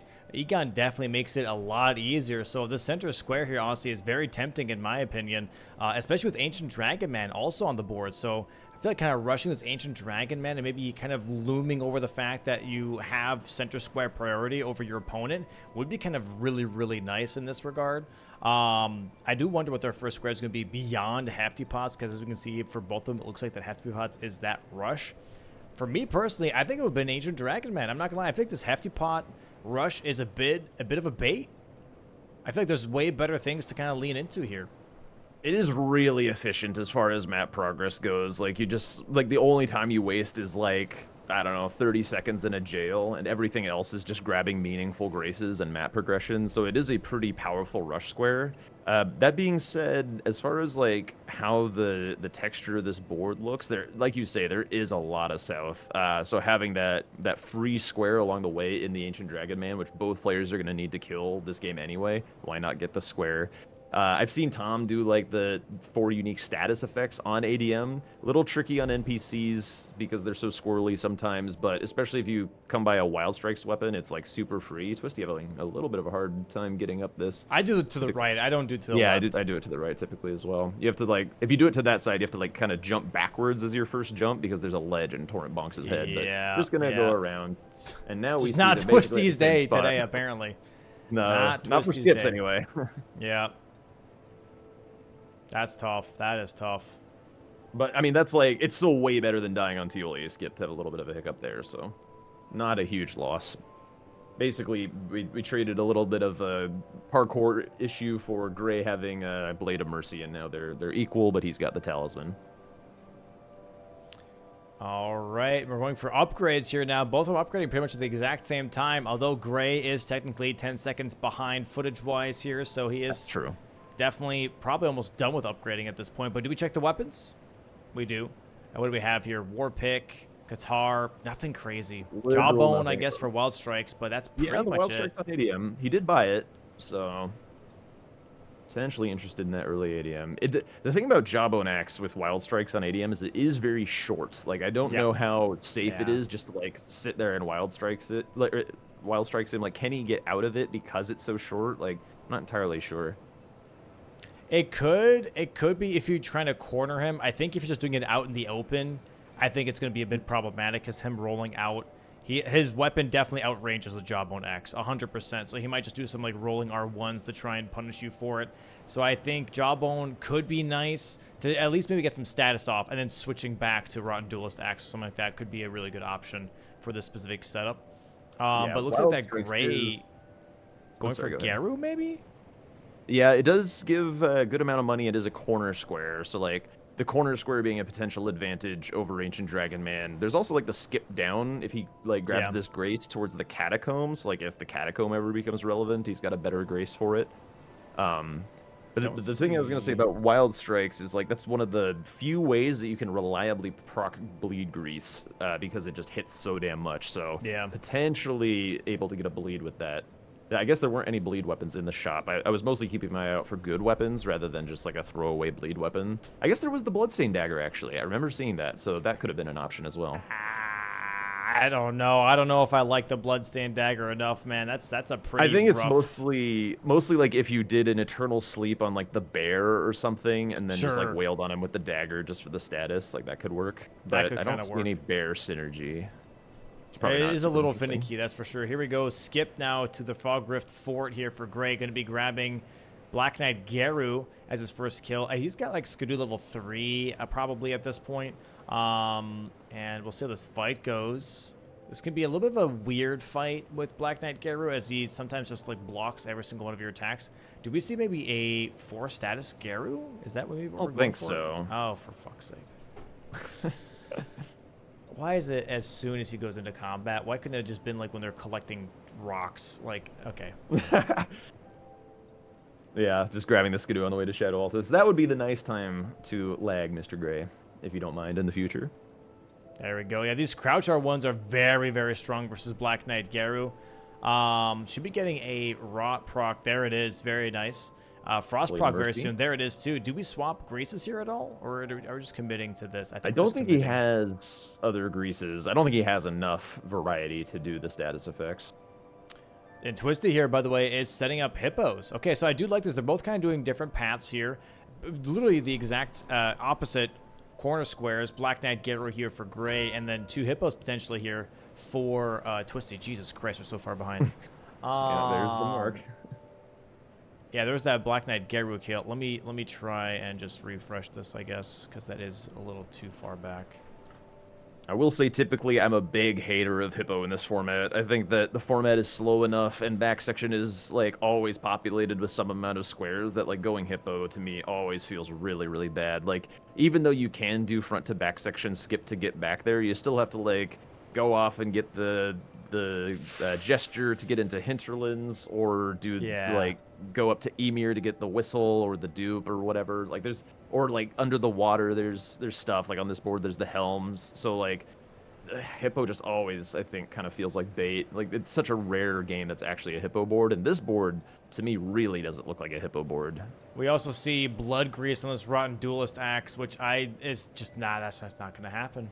I think there's a 0% chance that this gets procced here. The buildup is really low, and this thing doesn't attack very quickly. And as I talked about last game, animals, with their robustness, they do not bleed very easily, taking a lot of damage as well. And on top of that, she's constantly getting knocked into the air, so all the time that she should be using swinging, she's trying to use recovering her health and, dodging. This is definitely tough. Yeah, this is not going to be a 4 status square, but hopefully she realizes that and just like still goes for the kill regardless if this blood grease wears off or not. Yeah, it will be that acceleration that you talked about at the start where like Hippo is like one of the most efficient kills for power because of the free 2 Skidoo and like the 200,000 runes that it gives. You basically get your full setup from there and can essentially kill anything in the game. Nice vacuum riposte that time. Do we have a phase transition script? Charge Dart 2. Looks like it. And bang. And then, out of stam. R1. There we go. Oh, but gets the stagger anyway. Takes some close. quills, but gets the stagger. A little close, but we got it. Yeah, she's not even applying other greases. She's like, you know what? It's fine. It's whatever. There we go. Hefty pots here, by the way, for Gray. Oh, we're kind of in time. That's nice. 4 hefty pots for Gray with that sacrificial twig.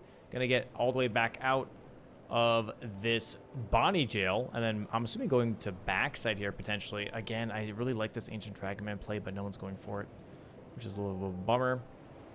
Okay, here's the first big quill spray. Nice dodge. Only takes 1 quill. A little bit stally here now on the Hippo. It's really important to close the gap when Hippo starts stalling like this in phase 2. The grab attack! I think she's okay. She's got fine, Dragon she's Crest. fine. Yeah. Okay, it's a little close, though. Here's the head slam. Double head slam. Okay, there we go. Holy schmoly, Batman. Good heals. Another Quill Spray. Another nice dodge. Okay, as long as we don't lose the time on this fight, it's not bad. Yeah, as we can see, by the way, she also just gave up on the 4 statuses, because if the bleed doesn't proc, don't waste your grease, you know, for the rest of the other fight. It's just not worth it. Imbued Swordskeep pick up here from Grey, so he might be looking actually at Divine Bird Warrior this early on. Maybe just setting it up because Rolana's on the board, as he's getting the what's it called? Castle Lord's Chambers? Ooh, perfect dodge on that Quill Spray. Yeah. And as I mentioned at the very start, like, Grey is a lover of the rush, so we're going to see him vacuum up as much of this stuff in Shadow Altus, I think, as he can. Just not really worried too much about map progression while there are these center-of-the-map squares to gather. Grey, we've kind of had to, what's the like, pulling the dude off stage with the cane, like, shtick? Like, get him away from the Hippo in this format. Get him into back section. It's yeah. He's had a bit of a hard time adapting to the change of pace, but... I think once the Shadow Altus stuff is gone, I think we'll see him go back section. There's just way too much back there to ignore. Yep. But currently rushing this Divine Bird Warrior. Hopefully this goes well for him. We have seen this fight definitely be very devastating for a lot of players, especially this early on. We're only 13 minutes into a match. Having a Skidoo level of 3, I believe. This is going to be a little bit of a tough setup, especially because you don't have like a full talisman setup and everything. Let's bring him up on the big screen here for a second. Hopefully that doesn't freak out his stream. Big screen Burge. And let's see here. Yep, that's what I was worried about, but okay. Okay, yep. It's okay. It's okay. It's okay, buddy. Come on. It's okay. All right. Let's lock Pet the server. Pet the server. Come on. Okay, buddy. You can do it. Please. Oh. Okay. Are we good now? Just dives right into the machine gun attack. No big deal. Okay. This is like one of the things I think are like is really good to know, by the way, for a lot of these like taller bosses. This is the same like with the Runala, right? If you're kind of swinging all the time, you're mostly technically in a crouching position. So some of these guys just can't hit you. Jesus Christ, I'm gonna go back to the other screen in just a second here. Okay. He's got to proceed with caution. He does have the rod proc on the bird, so that's good. The waterfall's kind of making it hard to see, but all right, that's the stagger. Wow, he did get it. There it is. Very nice. 3-0, both diagonals covered already. Center square is almost 100% nullified as well. There's only the column 3 to block if he just doesn't care about going south. And now we see Ancient Dragon Man here for TwistieT, making her way towards that cave. And Grey now with a lot of money can be like, okay, you know what? I'm going to go do a little bit of shopping. This is what I was talking about, right? With front loading a bunch of this damage. Like once you get 1 or 2 kills, you can like buy like a whole setup pretty much and get ready to take over this whole DLC board. Yeah, I was kind of curious to see if he would look for a Wet Blade, because like now would be the right time, I would imagine, to go and get that Ash of War for your infusion. But there's like, in kind of scanning the board, there's very little out by Bellerot, so that 3-path Cross Grace is really low value in my opinion. It's like just kind of revered Ash. I'm not really seeing any other reason to go that way, so we may just be seeing uninfused gamers this go around. Oh, we're seeing also a Frozen Grey. Yeah. I don't know what happened there. Is it just frozen for me? Refs haven't said anything yet, so it might just be frozen for me. All right. Well, hopefully they can see what's going on. I'll do it. I'll do the refresh. Brace yourselves. Oh. Almost pressed the wrong button. Meanwhile, TwistieT on the way to Ancient Dragon Man. Who knows where Grey is in relation to that? Oh, there we go. Okay, he's back. They're probably at like roughly the same spot with the wonky delays and stuff. TwistieT revving up this Wild Strikes Jawbone Axe. Curious to see how this looks. She's not full health, which is just interesting. All right, in the Wild Strikes loop. Should be proc soon. There it is. Yeah, currently he is just bozoing straight into it. Nearly out of stamina, though. We got to reset. Takes a shot. Okay, they both heal. Back into the loop, but ADM does a jump attack. Hilarious. Into an Ash of War. Whiffs. Back into the loop. There we go. I don't know if she has quite enough stamina to kill him in this go-around. Ooh, she might. Oh, No, she's got it. Nice. Huge. That's a great pickup Really here for TwistieT. Yeah. Really good column pickup. 5. Gets into south a little bit before gray. I don't know if she'll like keep going. Oftentimes in the DLC, you like to like plant your flag with a square that tells your opponent that you're in an area and then go leave. You know, trusting that it's safe and that you can sit on the prio and go do something else. But let's see what she does. Okay, does a Grace Warp. Gonna go spend her money. I like this a lot. Spending that first like 1 to 200,000 runes in the DLC is like your biggest power surge that you can get in this format. And that was a great katana drop, by the way. That's huge. That's a big pickup for both of these. Huge for the 4 status as well. Like a viable bleed weapon. Oh, she is immediately buying greases here. Maybe buying a wet blade as well. We'll see. Gray's going to be eyeing it up as well, surely. Finishing her purchase. What else are we getting? I don't know, but she's taking a little too long in this shop. We're shopping. Claw talisman. Okay. I'm a claw talisman enjoyer. It's a big boost. It's pretty cheap. A lot of opportunities in the DLC for jump attack punishes. Going back to the pillar pathway. Or does she try and port wrong? She was going to go for Highland Cross. Nope. Invaders? Surely not. I mean, that's kind of the only thing to do here, I guess. Why invaders? Yeah, why are we back here? Just putting Wild Strikes to use some more, I guess. I'm confused. Strange. There are no invaders on the board. Oh, there is is invaders. bottom, oh, okay. It's just not like the most powerful square at the moment, I would say. I know. I think map progression here would be the biggest. For sure. I agree. Definitely a little surprised by this pickup. No Iris. Hopefully there's nothing that, like, more it's would fast. lock her out of. I'll say that much. It's fast-ish. More takes a while to die. Queeline can be a trolly little... Yeah. He does drop a talisman, I guess. Also, I mean, you could also just use some statuses on more. With the Great Katana, that should not be bad at all. But, I mean, that... Statuses? That wouldn't work for the square or anything, though. No, it wouldn't work for the square. It's just useful. Okay. Sure. Yeah. Is he rot? Because he is like, isn't like by lore he's one of the little bugs or something, right? I don't know. Or is he just a bug buddy? I think he's just a bug buddy. He just made friends with bugs. I think is how that works. Because he's still considered a tarnished, I believe. Right. I think. Unless I'm crazy. He's just like the only human bug buddy. Actually, well, never mind. I'm referencing a website that I'm not sure is 100% accurate, so I might be wrong. But they have him tagged as a Hornsent, so... A Hornsent? Yeah, that surely can't be right. I'm not sure. Queeline, hello.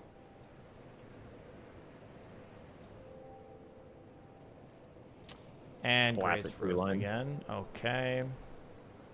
Oh, boy. We'll just give it some time. He's currently just running. Very few things give me more satisfaction than seeing Queeline blasted out of the air, like the punk he is. Okay, careful. Oh, stabbed in the ass, no! Oh, that's always tough. Oh, he's back. Huge. Thank God. Does TwistieT ever physic filled? Because I feel like she didn't drink it for that fight. Oh, she also didn't equip the talismans that she bought? Yeah, we still just have 2 buff icons. Yeah, I kind of like getting out of here. Like, screw NPC invaders at this stage. It's not really all that important.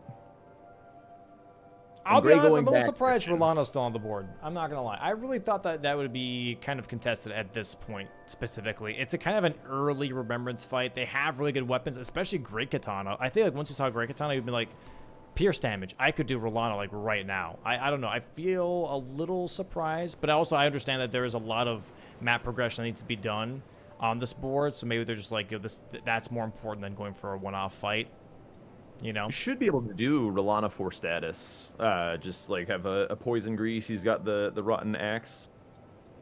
You know, I feel like that would be a really powerful play. But you know, it's also in the DLC. It is nice to just like not get behind on map. Like you don't want to sit like too long in the middle of the map, and then your opponent's just like way out ahead of you to all corners of the map, able to set up lines that you just like can't deal with. And then when it's finally time for you to make up map progress, like all of a sudden Square is just getting sniped out from under you. Like we saw that from somebody recently, Blanks I think, just like really masterfully closing out squares as their opponent was like trying to come to Shadowkeep. Yeah, and we're grabbing the money here in Fort Reprimand, by the way, and maybe also the Spirit Ash. I think that's what TwistieT might be looking at here. Church District for Grey right now.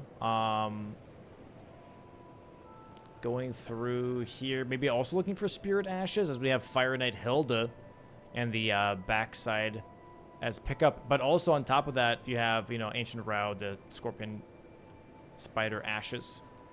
I'm curious if he drains the water here. Typically, I am not a huge fan of doing it when there's just like one square, or in this case, 1/3 of a square down there. So it's just like you might miss out on whatever you were most interested in like Shadowkeep proper.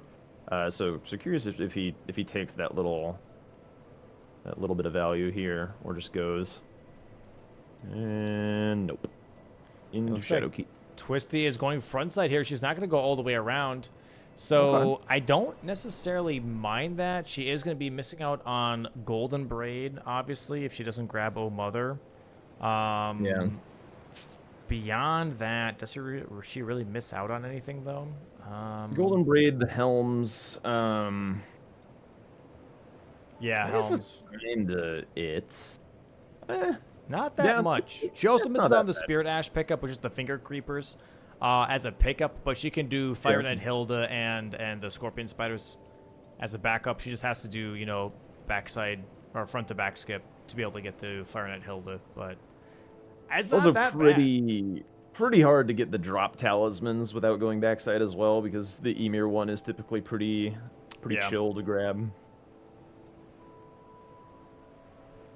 But yeah, it actually kind of looks like South and Frenzy maybe kind of the hot spots that are on this board. Because like Rakshasa and the 2 hippos are like pretty fast to do down there. You have like progress towards a catacomb. There's a Spirit Ash down there. All of that's quite nice. And then south, like you could get the second DLC sorcery there, or the second non-merchant sorcery rather, by Deathrite Bird. Lamenter's on this board. The furthest away troll is down there. PK, of course, and then like Senisax, Bale, Egon, all that stuff. So I think south is probably the most powerful spot to be. It's possible that Grey's giving TwistieT time to like show him if she's interested in south. Like he's just progressing Shadowkeep, ensuring he doesn't get sniped, seeing what's up. This Egon center square would be huge for Grey. That would be just double diagonal and row 3 as a triple threat. That, I don't know. I feel like leaving that open for Grey is also a little terrifying, though. Yeah, I mean, which also means it'd be super powerful for TwistieT as well, to just like shut down all those lines. Yeah. 100%. I guess because like he didn't kill Ancient Dragon Man in the same time as TwistieT did, and she like got that kill 30 seconds faster, that he was like, okay, whatever, I'm not gonna try and erase it. But now I feel like it's been enough time to where he can consider it. You know, maybe grab a Greytheerror and then go back. Yeah, going all the way for Golden Braid. There's not a ton back here in the hinterlands. It's fine though, I guess. Slow board, so. Yeah. You kind of got to go everywhere anyway. It is a mid to late game board, 110%. Yeah, there was that like initial flurry of Shadow Altus squares, and now we're just kind of making up the map, doing a little Peepo torrent. All right, Gaius Grace going to be popping up here in just a moment. Maybe we see a Golden Braid here from Grey into an immediate Egon's Finger to kind of push this diagonal a little bit more over just going for the center square right off the rip. Possible. Doesn't really need this Gaius Grace for any reason, but what? Okay, are we that? Oh my days. What the Hello. frick? Okay, well, he did go for Golden Braid, like I said. Hopefully the refs are able to like kind of get like make sure that everything's like being done What the properly. hell? Yeah, I okay. feel for them though. It's tough. That was insane. What the hell? Yeah. All right. Making up some gravesite plane. I guess finally going for the infusion, I would imagine. That's like the main reason to go this way. So it's the end of the second hippo. Block a few lines. Corner square and whatnot. He's still Also not going blue. for Egon, though, which is so fascinating. He went for Golden Braid and is immediately going towards 3-path cross, you know, Bellerot. So I do wonder what he sees here. I do think Gray is like more not a south enjoyer, I guess you could say. Like more of a center of the map, shadow keep, that kind of thing. Kind of have to tug on the old leash to get him to go south, I would say. I'm the same way, like 100%. But on this board, it's a pretty strong south board. They gotta go there pretty soon, both of them. And like ADM's already dead for both of them, so the barrier of entry is non-existent. Yeah, which it surprises me even more that the center square is not being contested this early on. Okay. This hippo giving TwistieT a little bit of trouble there. It is rotted. The There's another damage is skidoo not fragments. very exciting. I would love to see a great katana swap for both of these guys. Yeah, I think don't know why they're not, honestly. There it is, 2 hippos, though. Now, Gray will probably think that that is back section Rakshasa Prio. Like, the diag and stuff is, you know, like I would Kinda want 2 shot. hippos down that way. Yeah, so I wouldn't expect him to read this as front side, but maybe he will. There has been a lot of, like, dark spots in the log where, like, TwistieT has had some potential for hidden progress. Setting up horn scent here. Drop talismans. I guess it's pretty early to be going for that. Also Gray. Ugh. Oh, boy. I guess he's headed towards Rao based on his direction, because he already went loft. Maybe it's either Rao or Frenzy. Kind of no other option, so... Maybe we'll see Romina light up in 5 seconds and be super confused. Yeah.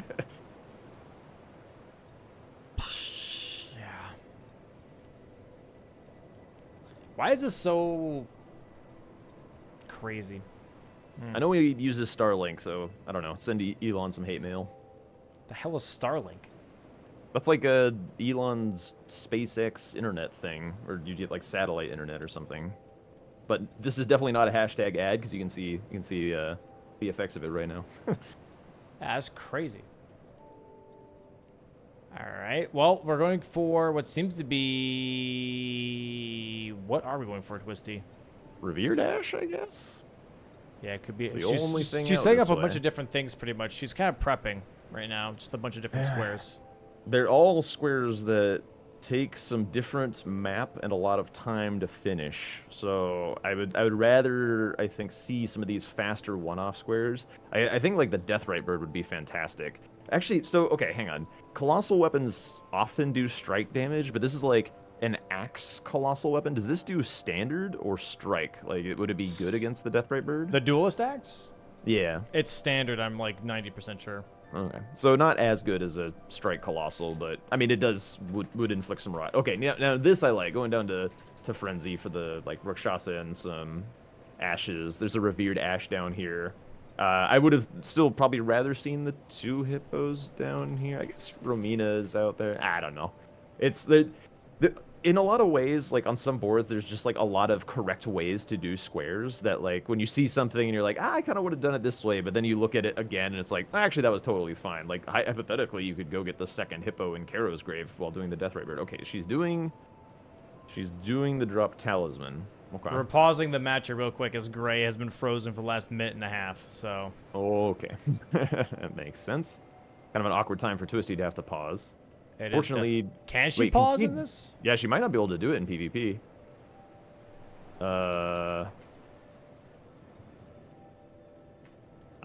Yeah, we'll let the refs sort that part out. Yep. They'll probably just let her play it out and then make her wait a little bit once we resume. That Definitely tough. Definitely tough. Hopefully this whole thing resets here.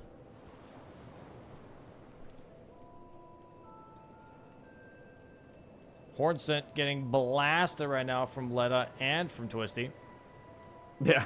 Fun fight or fun fact though, if you just like let a fight Hornsent, like she will kill him. You don't have to do anything. So hypothetically, she could be like, "I'm paused, guys," and Letta just like murders Hornsent for her. All right, we see Gray again here. He should be back. He did quit out.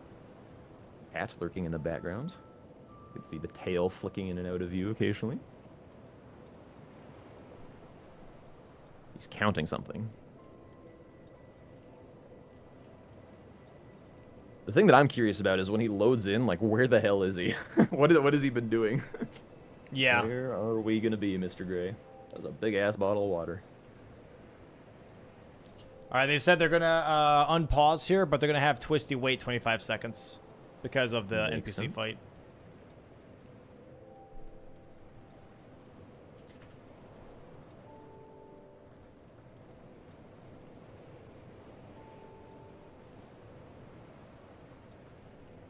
Props to the refs for getting everything sorted out quickly and equitably. Very nicely done by them. Okay, I see Gray just sitting there though. What are we waiting Has anyone for? told him? Yeah. The refs have been in this call, but I can't tell if I'm still behind now or. Yeah, he could just be like a minute ahead or something in real life. We're gonna see Romina get marked before he starts moving again. No, that's just him waiting right now for them to unpause.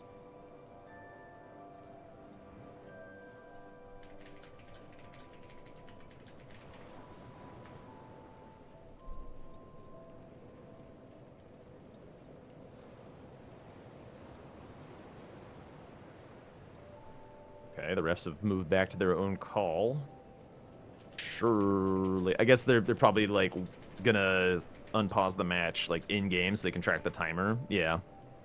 So then they've told TwistieT like the timestamp that she can get going. Okay, so Gray should be going right about now. All right, so he's not too badly delayed. Only like 5 seconds on our live feed. Okay, he is in Frenzy. He chose Frenzy. So if TwistieT goes down there as well, she might get sniped on like Rakshasa or something. Honestly, a little bold of him to be going for this. Like, again, I would probably read those two hippos. I guess you could read it as Golden and Karos, but most of the time I would read two hippos as Frenzy Rakshasa. Gray living up to his name, as always. It's 100% his fault. Oh, she's going downstairs too now. Okay, they're both maybe considering Rakshasa here.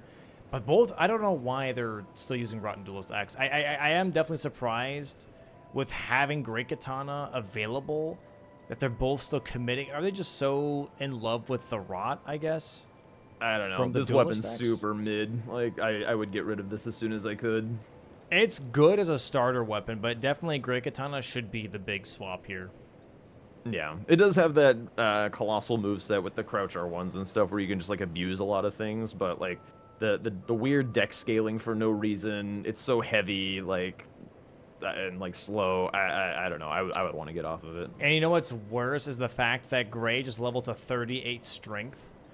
When this weapon is a dex weapon as well. Did he even see that it was Great Katana from ADM? Because Gray is a Great Katana enjoyer for sure. I'm like very surprised he isn't swapping to it. I feel like he just didn't notice. I honestly kind of want to ask him about it after the game.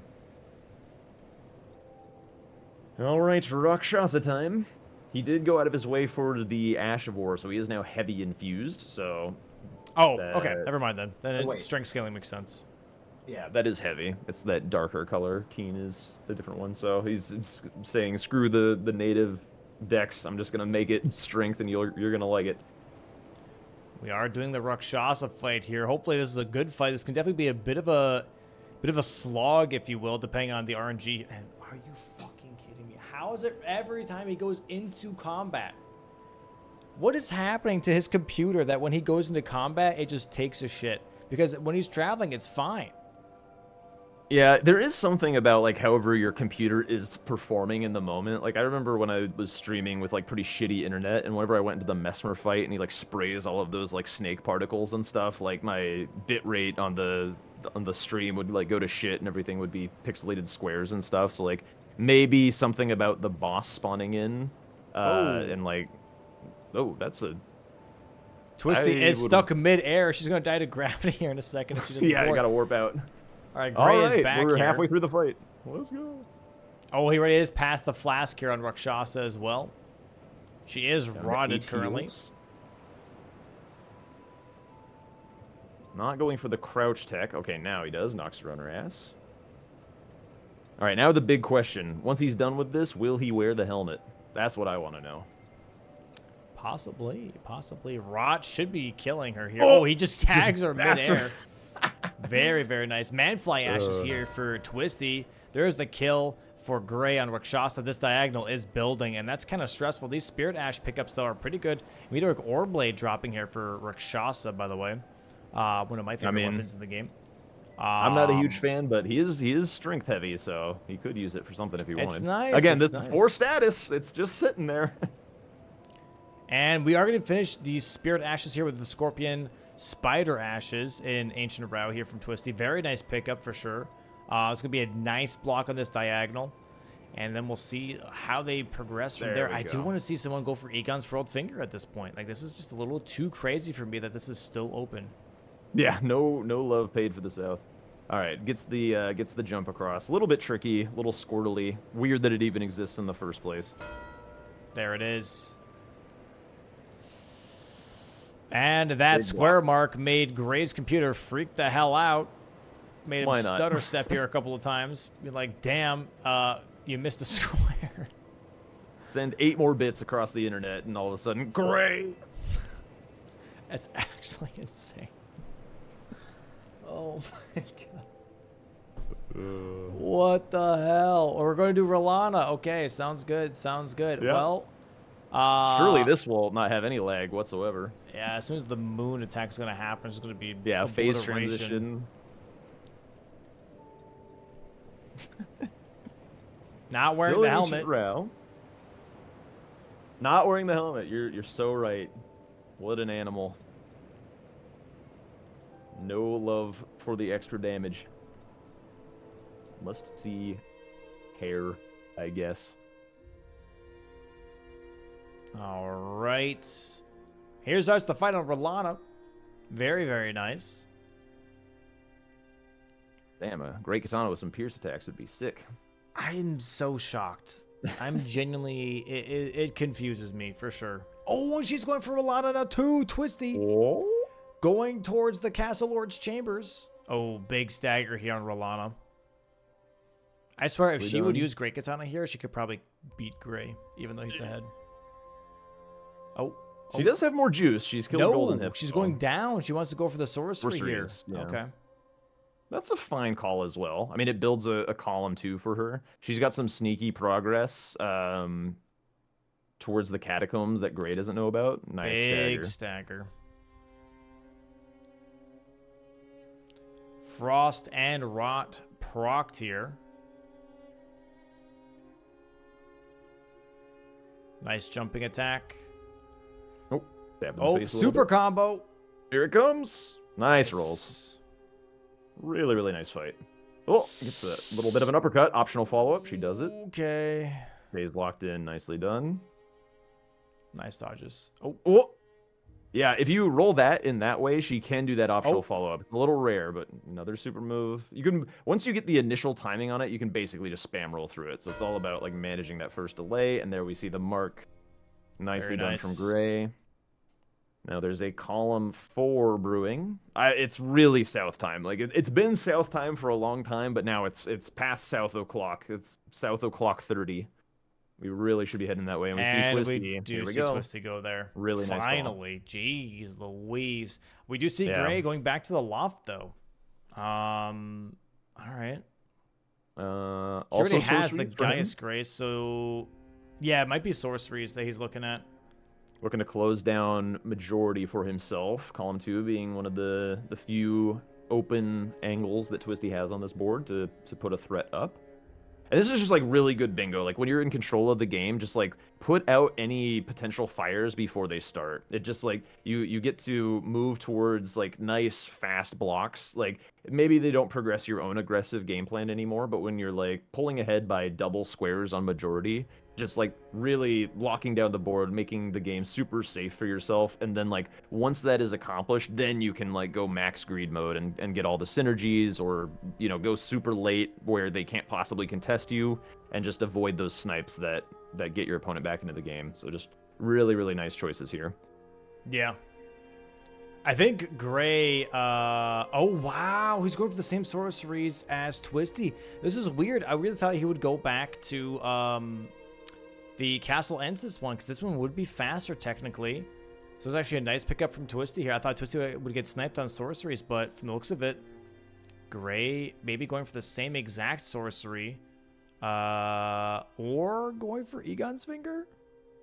He's angling right. He's headed this way as well, which is a good shout. I think there's slightly more this way than there is up Jagged Peak, and the stuff up Jagged Peak is more difficult. Senesax, Egon's Finger, Bale, like all that stuff is much harder. Cat in the way.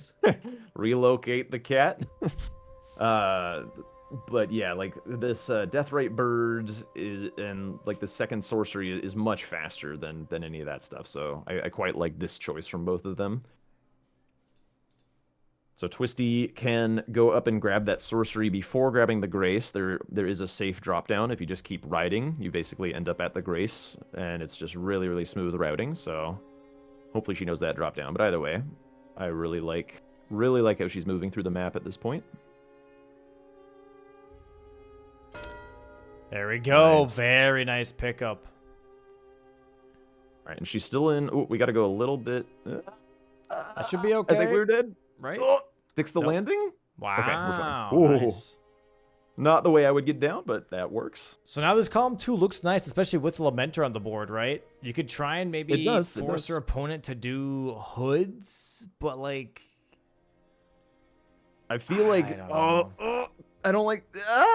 I would really love to see the Deathrite Bird get killed here. Like if you sit on this, like the column 4 can slip away very quickly. Like the trolls are down here, the Deathrite Bird's down here. Like, yeah, you're a little ahead on talismans, but like I would way rather have Deathrite Bird, because it's just like you said, that one and done fight. That's just you do it, it's done. You get money, you get acceleration. It doesn't take nearly as long as running around and grabbing 4 talismans. Like the 4 talismans is so long, you're probably not going to be able to get it until you do the Death Knight Catacomb, which there is 2 catacombs, but it's pretty bad on this board to want to do that super early.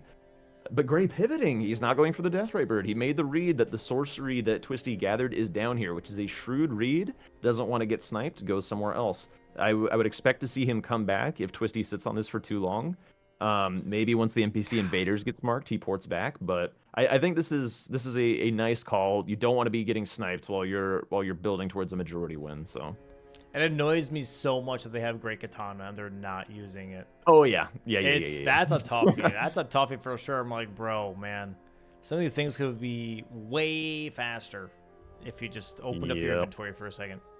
The other thing is that because it dropped in the world, it has overhead stance on it, so you don't even need... Like, TwistieT, who hasn't gone to 3-path to get the Savage Lion's Claw, she could have an infused weapon right now, because it's got that Ash of War on it, ready to go. Right. So that would be huge value for her.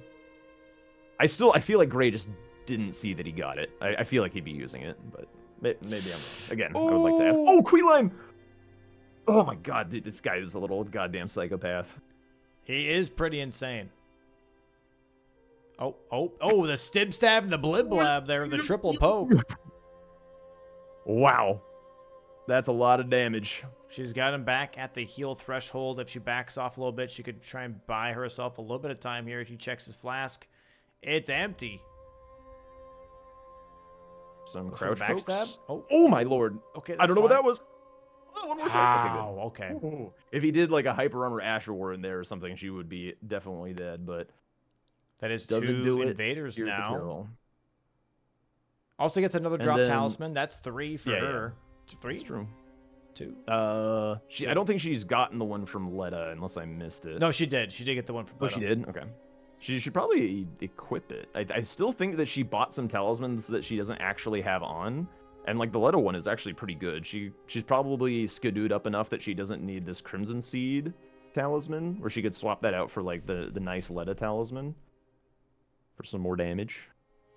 Yeah, Moore's a really nice fight with the Colossal. He just gets to kind of loop his ass with this.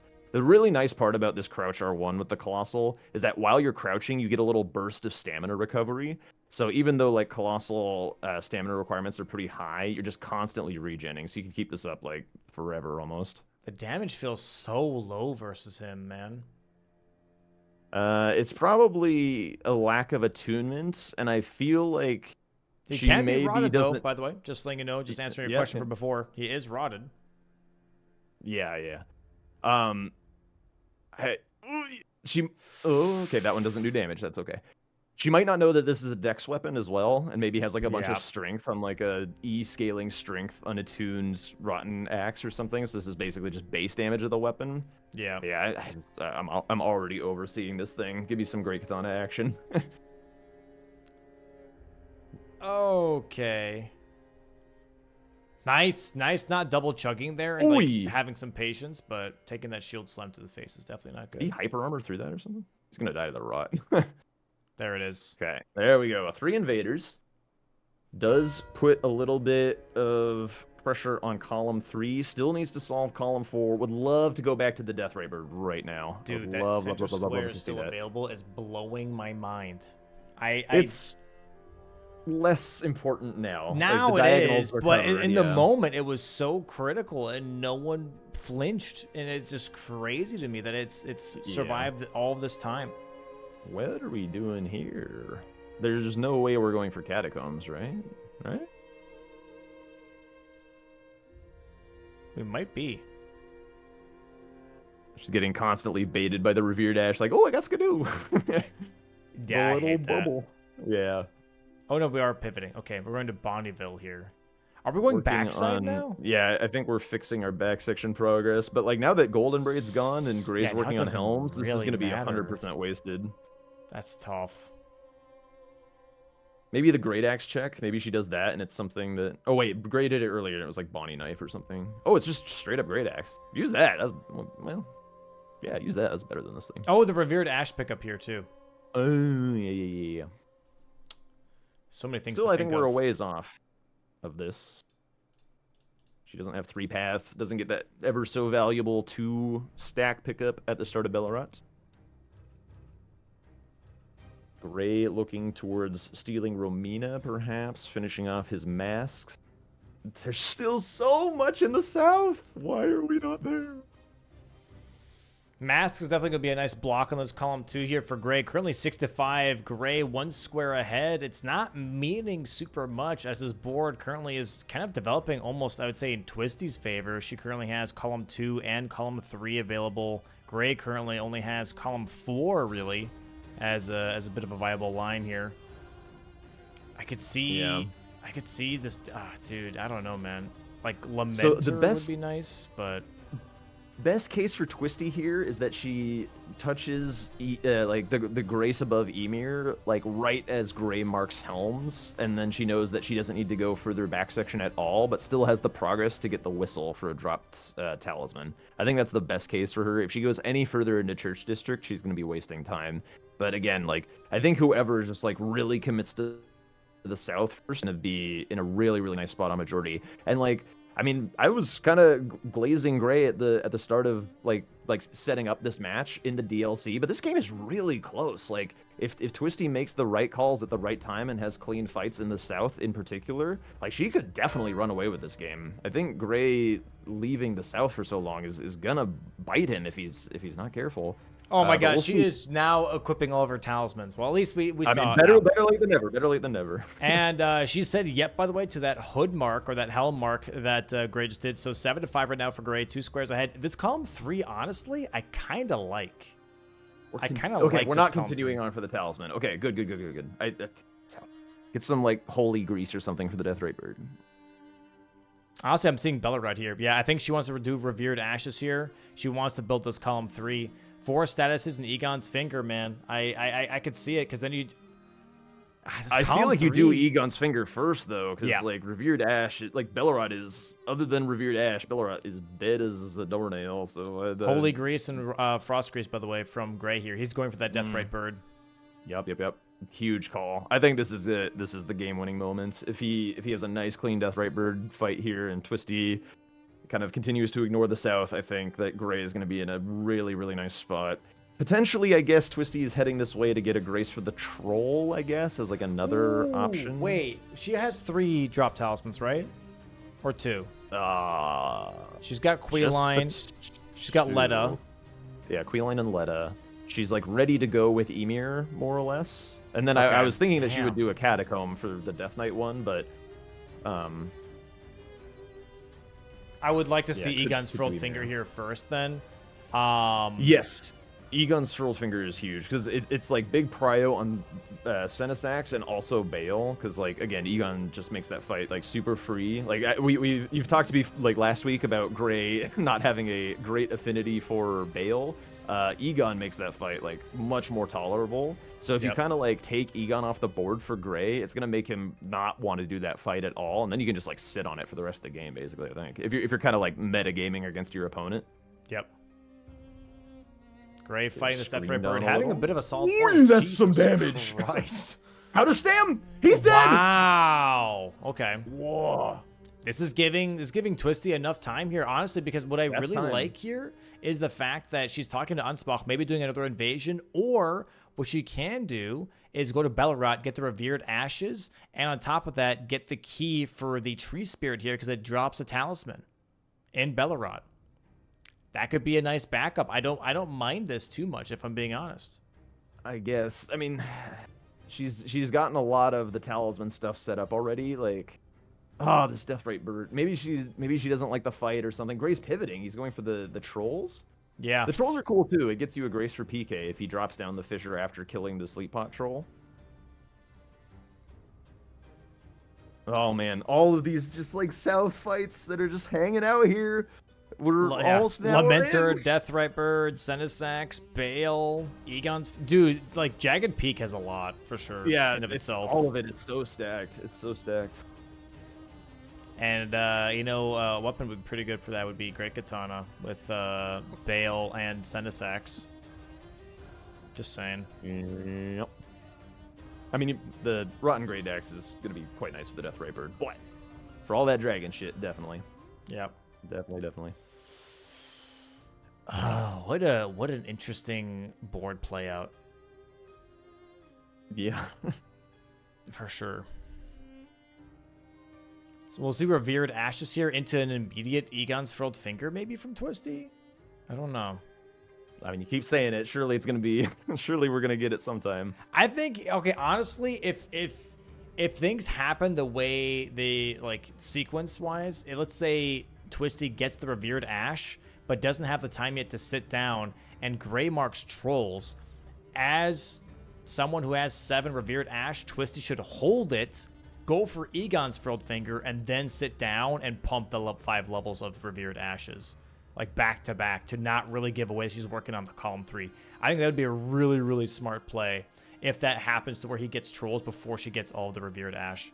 But probably not going to happen, as he's currently on his first troll, and she's already almost halfway through Bellerot. I feel like they also both have pretty good access to the boss status effects square.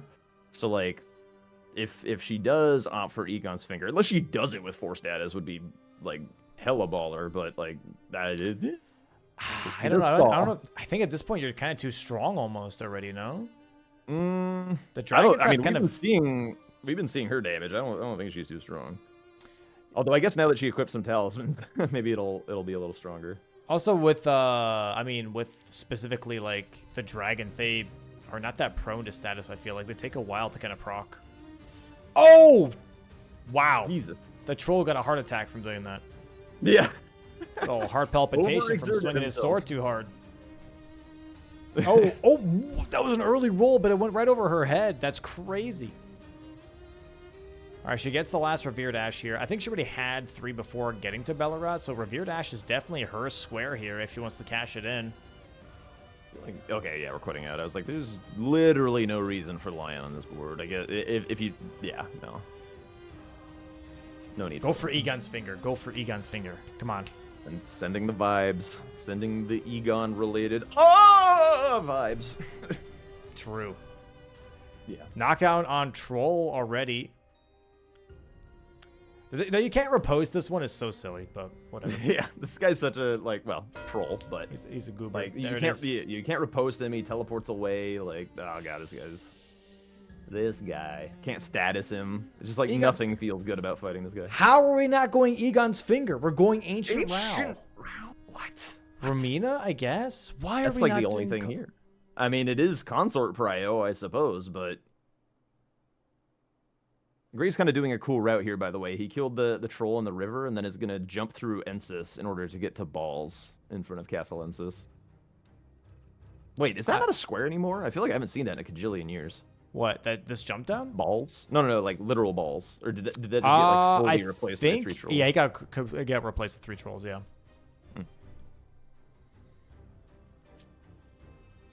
Wow, Ramina does not make a lot of sense here to me. I know it preps Consort Radahn, obviously, but like, why are we not doing Egon's Finger?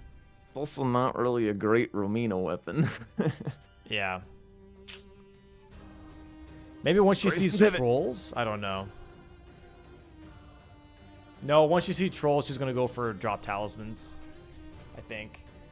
Yeah, it does seem like that's what she's feeling as the block on column 4, but like, oh my god, the Deathrite Bird could just have died, and we'd be so not concerned with it anymore. She's surprised by the Trolls Square. Okay. I mean, we left South open for a good... When was ADM killed? Pauses and stuff, it's hard to read the log. ADM was killed at 17 minutes. Yeah. Gray has not shown any South until almost an hour in. Like, I don't know. I think that's... Gray's going for Deathrite Bird. Yeah. Makes a lot of sense. Now, this could be a big time sink or a big threat, however you want to see it.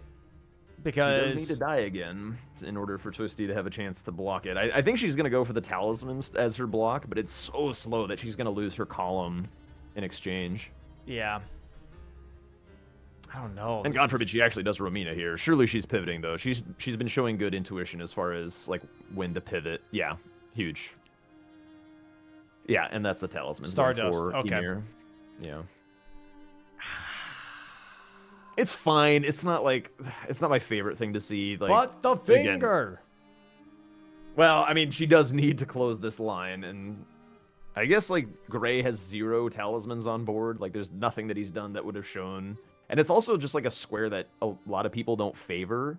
It's like it just doesn't get incrementally progressed as the game goes on from a lot of players. So I would be feeling pretty safe on my talisman progress. Sticking under the... Oh! Gray's taking a lot of unnecessary damage here. Okay, we're chilling. Virtual Sword back up.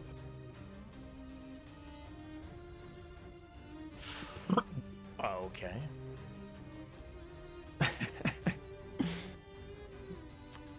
Big slam again. Oh, you should get a rod proc. Oh my god, it missed. One of the attacks missed, and then he got a stagger. Oh my god. He won't get a repose. Oh, he does. That was last minute for sure. Here comes the supernova attack. Don't tell me he's gonna. Yeah, brother. How is the Deathrite Bird not rotted yet? By the way, these things are not that strong against rot. I don't know. That's a good question. Oh, but the Deathrite Bird... Oh, Jesus Christ. The Deathrite Bird put itself back in, like, the range of the other birds. So he has to try and, like... I do really like to out. chase the Deathrite Bird when he does the spears and just, like, get a free headshot on him, but it's really dangerous to go into the lake due to the ads. Yeah. By the way, if anyone at home struggles with fighting this Deathrite Bird, fighting him to this side of the lake where you don't get the birds to join in is, like, really key to making this fight not so bad. Getting spit on by those little birds. Oh! He's in a weird spot. He doesn't know exactly which way to run. Okay. Typically, you want to, like, run directly south because it makes a north-facing star. Oh, but he's kind of sandwiched. Rolls into the fire. It doesn't hit him. Textures, details, terrain. Jeez. Yeah, that's insane. He's kind of getting away with murder here on this fight. Yeah. I'm not gonna lie. That is gonna be a Alright. Deathrite Bird kill in just a second here. It's dead to the rot for sure. Just needs to not die himself. There it goes. And TwistieT's probably like, hooray! He's working towards a square I've been doing this whole time. I don't now like it, though. Gray goes Egon's finger, surely, right? Yes, I think he's buying Ritual Shield here. This makes it so it's very unlikely to get like cooked by fire memes from Egon's Drakes.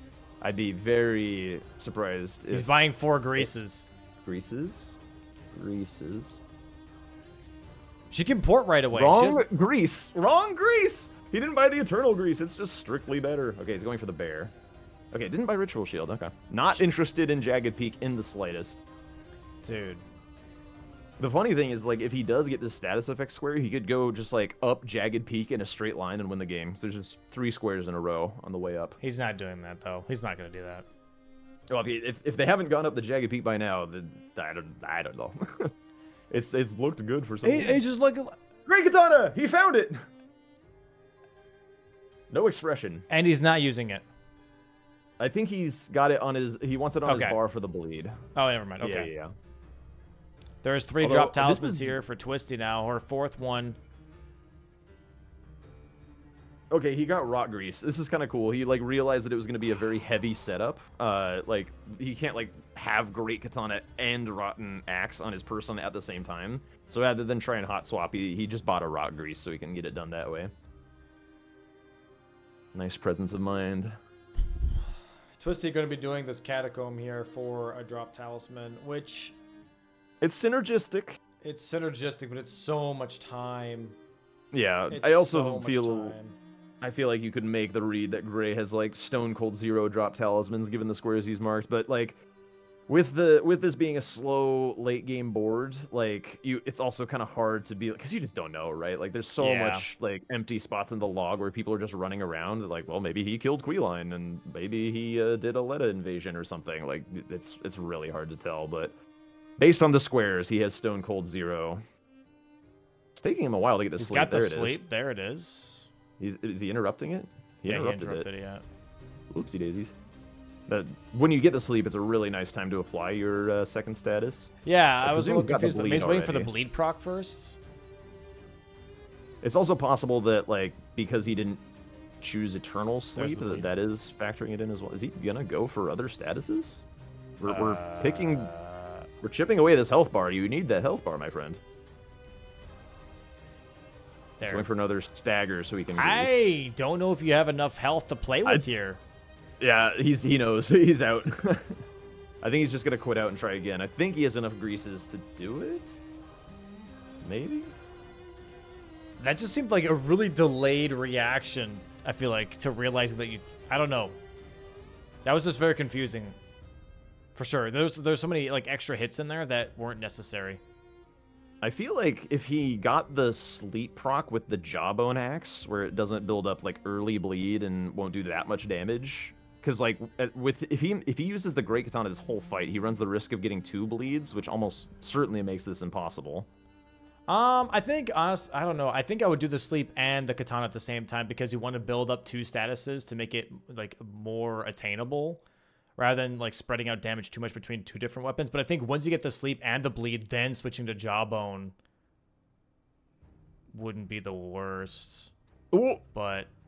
I don't know. There's so much multitasking in this fight. It also can kind of make your fight a little sloppy because you're like trying to think about like, okay, how many statuses have I seen? When is an opening to grease? And then all of a sudden you jump into a a big rock explosion. Did he hit sleep at all on the red bear? I haven't seen it. I don't know. If he did, it dispelled it immediately. He did get the bleed proc though, and now he's just hitting. I think he made. Well, the grease is gone.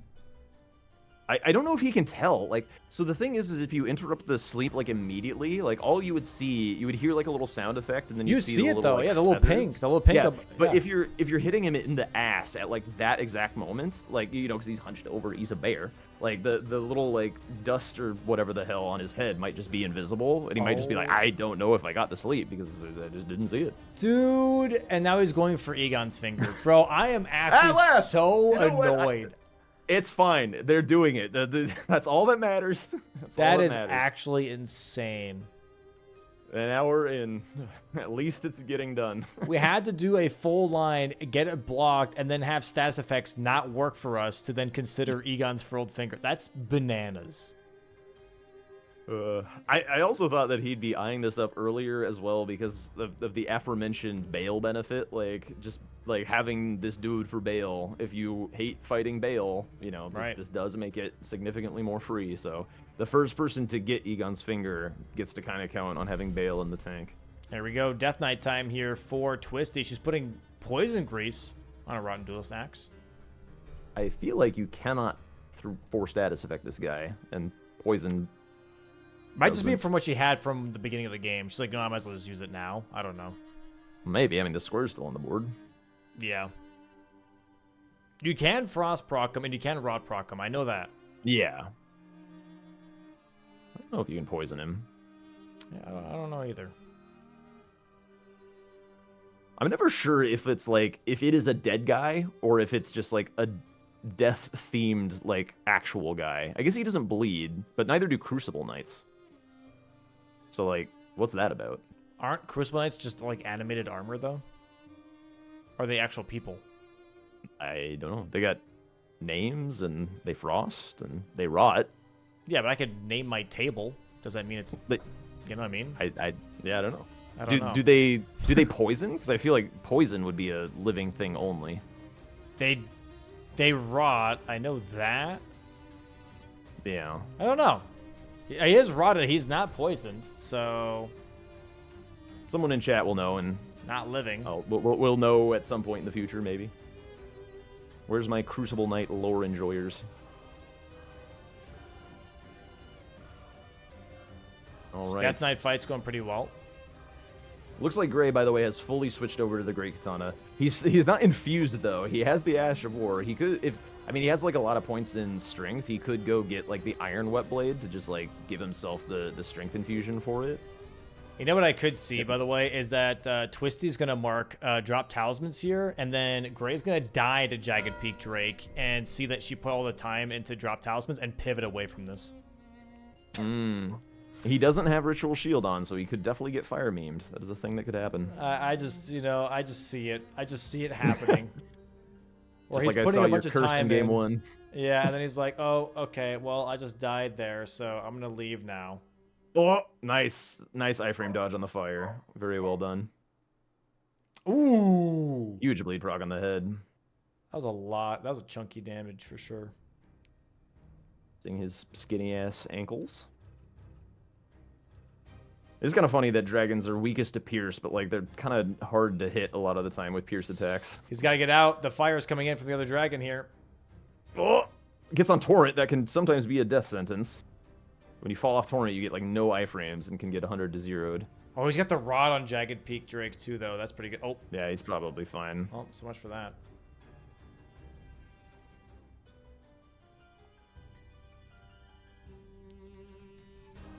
Oh, there is the fire breath, bro. Gray is lucky. How, dude? He's invincible. He cannot be touched. Because it was like aimed higher than usual, I guess, or something. I don't know. I swear to God, in the base game, like I have been. Oh! Okay, well that's gonna hurt. Yeah, that is a lot of damage. Rakshasa There's more no fire. ritual shield. Here comes the fire. It just. He's alive. Oh my. Oh, wow. Dude, that's baloney. I'm not gonna lie. Oh, not deserved, bro. Not deserved. But Romina here going to be, there's Egon's furled finger. Now the row 3. Yep. And Sinisax is right there. No Gray in Season 7 confirmed. Pissed off the organizer too much. He goes from Egon's furled finger to Sinisax. He's not even going for Bale or Sinisax. He's like, yeah, he wants her to do all the crappy stuff. 10-7 right now for Gray, 3 squares ahead. Romina fight for TwistieT.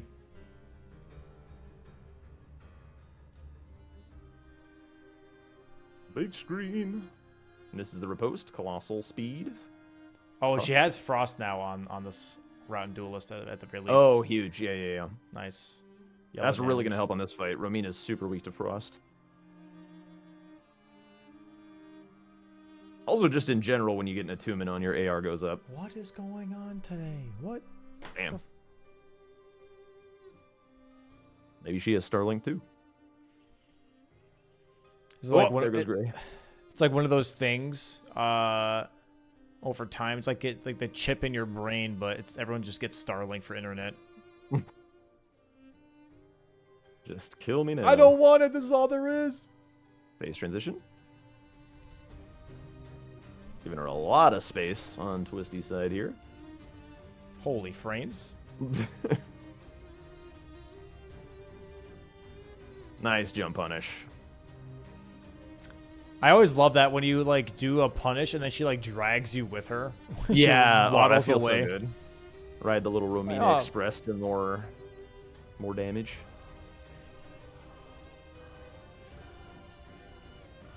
Nice frost Another proc. Frost proc, yeah.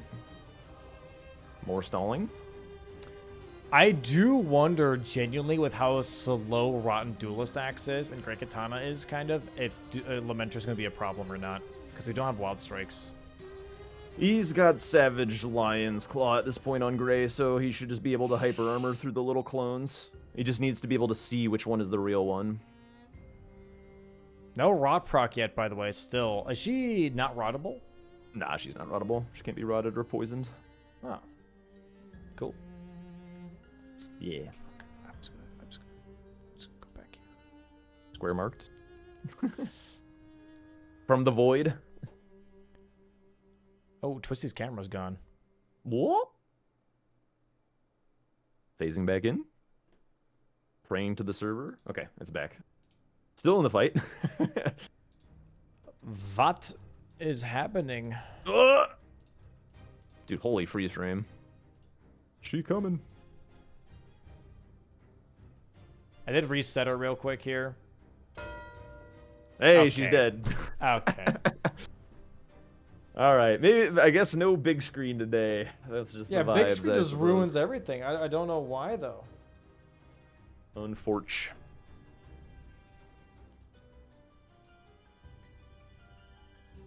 We'll catch up someday.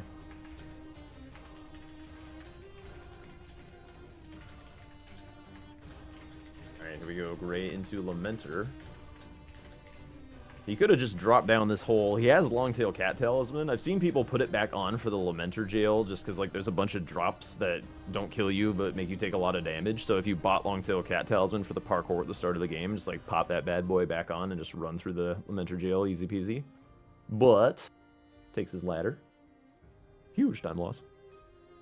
All right, doing the tech where you pummel Lamenter with your fists to get the blood on him. Every hit that Lamenter sustains gets some blood decals on him, making him visible in the illusion phase. So when you have a slow weapon, it's very common to see players just take out their bare fists and beat his ass for a little while, and then swap back over to the main weapon to trigger the phase transition. So now we'll see Gray look to head back to the opening of the room, get a nice full view so that like red Lamenter really stands out.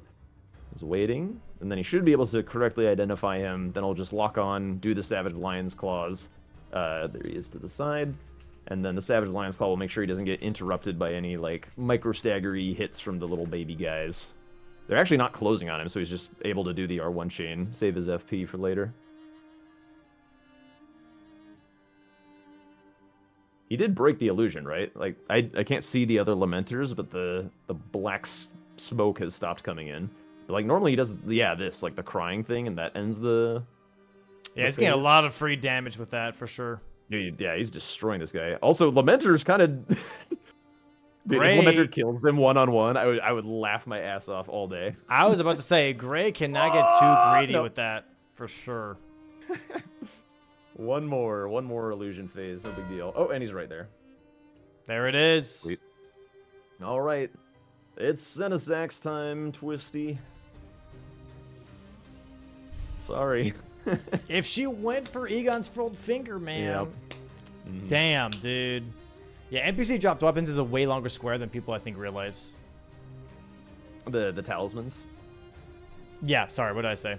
Yeah, dropped weapons, but Oh, drop talismans.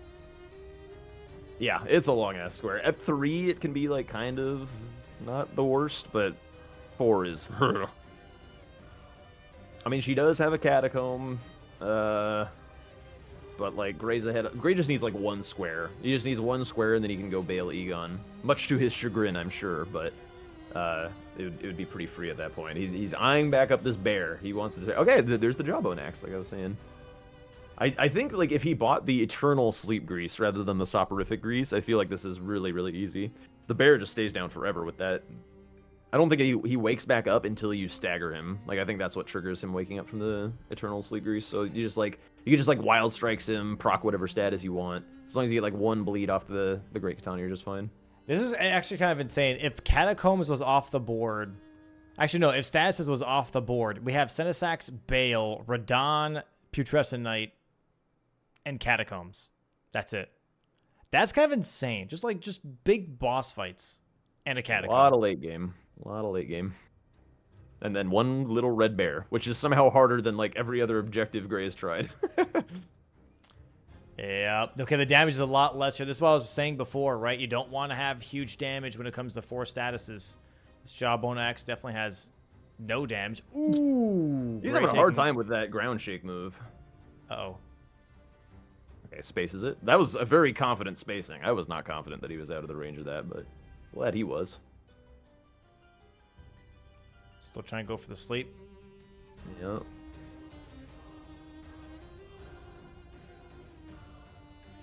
It's interesting because the bear is like, it's susceptible to There it sleep. is. There it goes. But it's not like super weak to it, so it does take a lot of hits in order to actually. Nice, and waits for the bear to actually fall down. So now he gets a little bit of wild striking on the old booty. He's like shoving the bear. He's like pushing it. Yeah, what the hell? It's getting him out of the range of the wild strikes because the weapon's so short. That's I've never insane. seen that. Very strange. Must be like a sleep only thing. Oh, gets another. There's the rod proc. Okay, and now just go Katana, right? Yeah. Yep. Katana Frost. Does There you need go. frost. Yeah, but yeah, he's got tons of health bar left. He should get a guaranteed double proc here. This move, dude, it's got his number. It's the my god! Oh my god!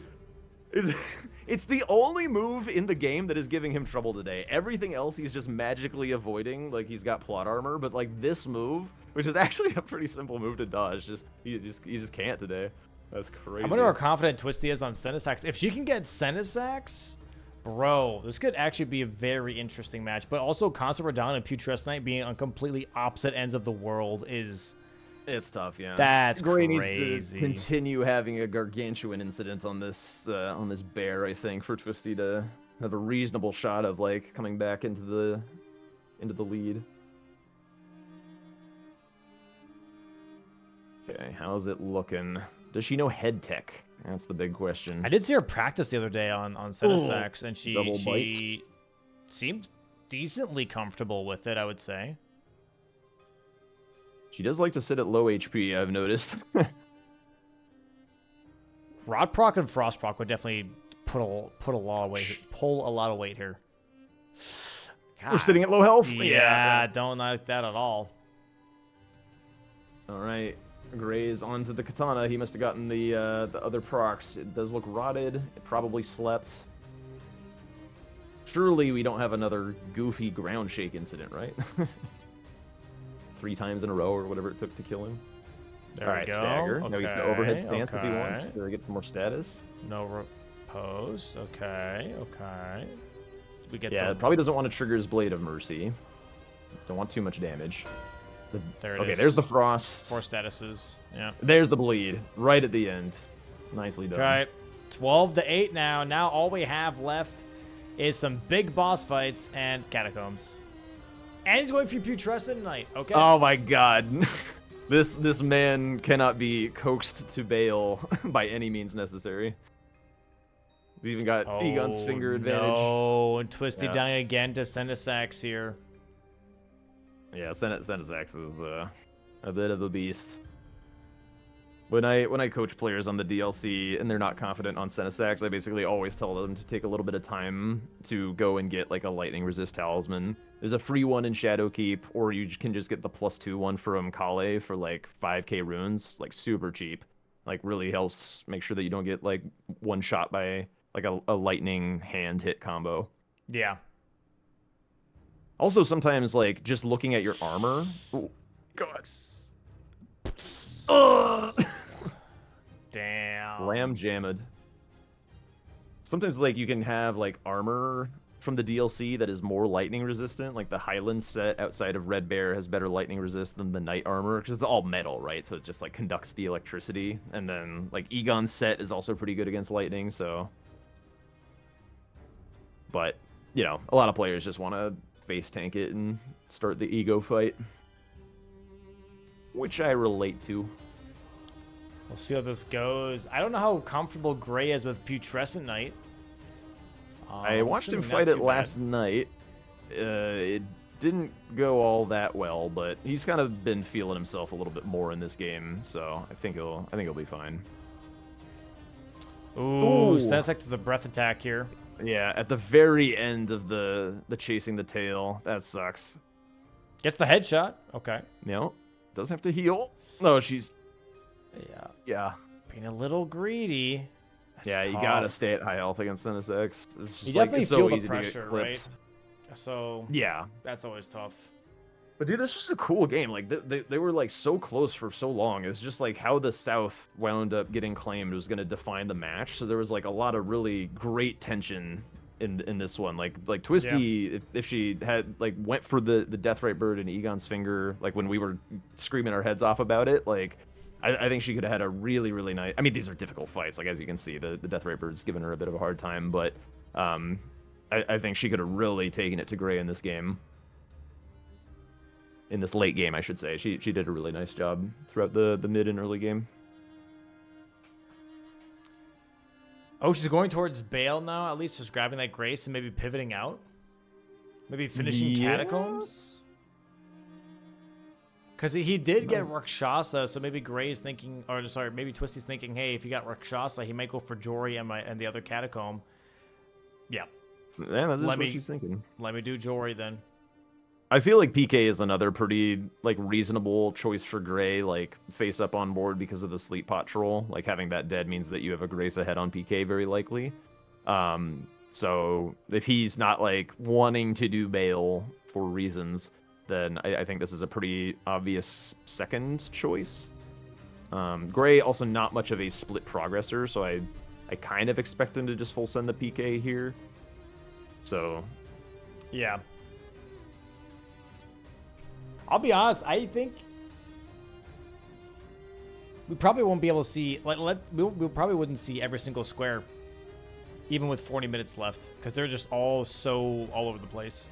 Yeah, like, TwistieT's the only one with Radon progress. Well, yeah, maybe. 40 minutes? You could kill Radon in, I don't know, 15 minutes or something. Yeah, around there. If you're schmovin'. And then like the rest of the board, like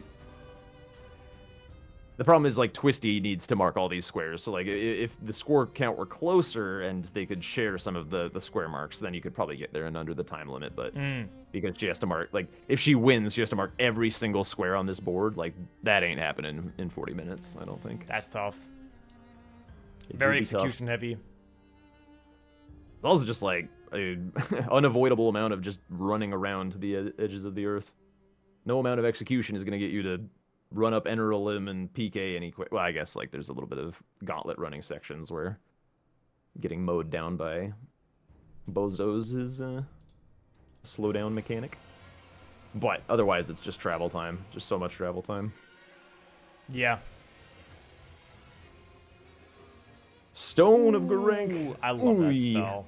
Yeah, that'd be so. He's being a good boy. Like he was gonna use that on PK, but discarding it, the rules did fall to gravity. Rules are rules. You gotta discard. You know, even if you're not gonna use it, just in case. Just in case your computer lags and you throw a rock all of a sudden. Lags, sits you down at a Grace, memorizes a spell. Yeah, happens all the time. Cat on the keyboard. You never know what those crafty cats can be up to. Not getting the Sanctified Webblade here is interesting. Just fully committing to... Oh, Gray. End the game. No taunting and teasing. Come on now. He was doing a little bit of the equip the helm, unequip the helm, do the little pump block. Oh, yeah. Yeah.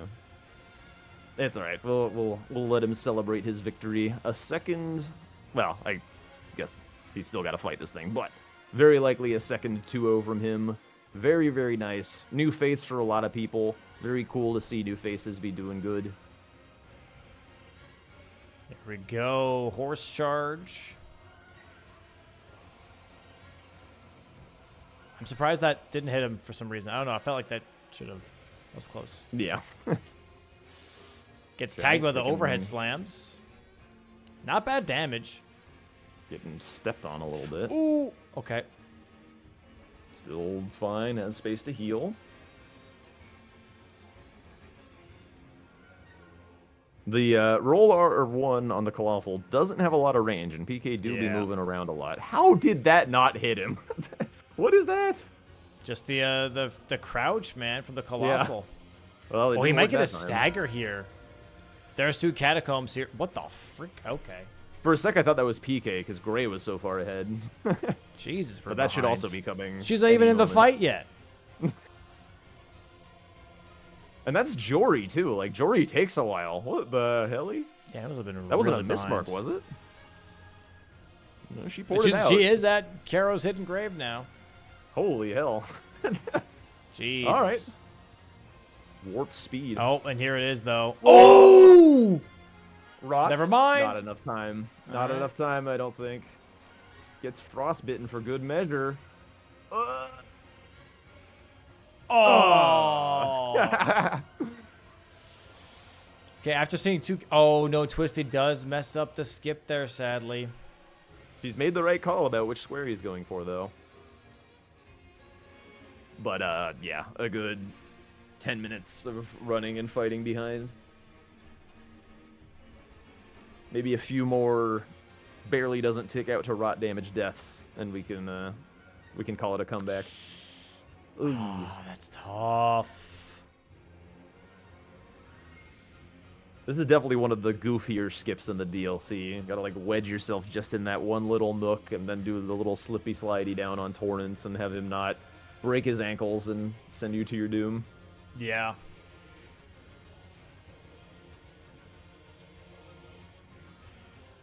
All right, there you go. There PK you doing go. a little peepo torrenting of his own. Scream. Greytheerror taking some damage. Oh, that's gonna hurt. I remember when the DLC was like teased, and then people thought this was Radon on his horse. Yeah. That was always a fun little community lore thing. A crazy theory. He is guarding like Saint Trina. There is like an obvious parallel, I think, of like Yeah. this guy kind of being Radon guarding half of Saint Trina, and like actual Radon being with like Nicola. Like, there we go. There We're is. down the skip. Ooh, nice stagger. Oh, was going for a charge R2 into that. Oh, does not cancel out the phase 2 though. Does he Last survive second. this time? Surely. Just little hops. Hop again. There we go. One more time. He's got it. Oh. Oh, Oh. he's got it. Yeah. Yeah. There's gonna be a huge punish window at the end of this, unless something goofy. Yep, All right, there it yeah, is. It's dead. It's dead, I guess. Phew. Bang! GG's to Gray, 13-9. Second 2-0 for Hot. him to his name. Damn. Cat. Cat on the computer, Moving warming through it this up group. for him. Keeping it warm. GG's to Gray, man. Another 2 points on the leaderboard. Huge. Oh, Hell yeah. gotta change this. Uno momento. It's pet time. And then we go. Dog. Jeez. Here we go. That's the overlay I'm looking for. And we go to the post match. Holy schmoly. What a bunch of all over the place matches, man. Not going to lie. All over the place matches. Crazy, Yeah, it was fun. crazy. I cannot remember a damn thing from game one. Well, that's why I got the board here. That's why we got the Let's screenshot. Yep. go ahead and pull this up real quick. Let's do this. All right. Let me bring in the game 1 board real quick here. Bang. It's a little small. It's okay. All right, we'll bring in oh.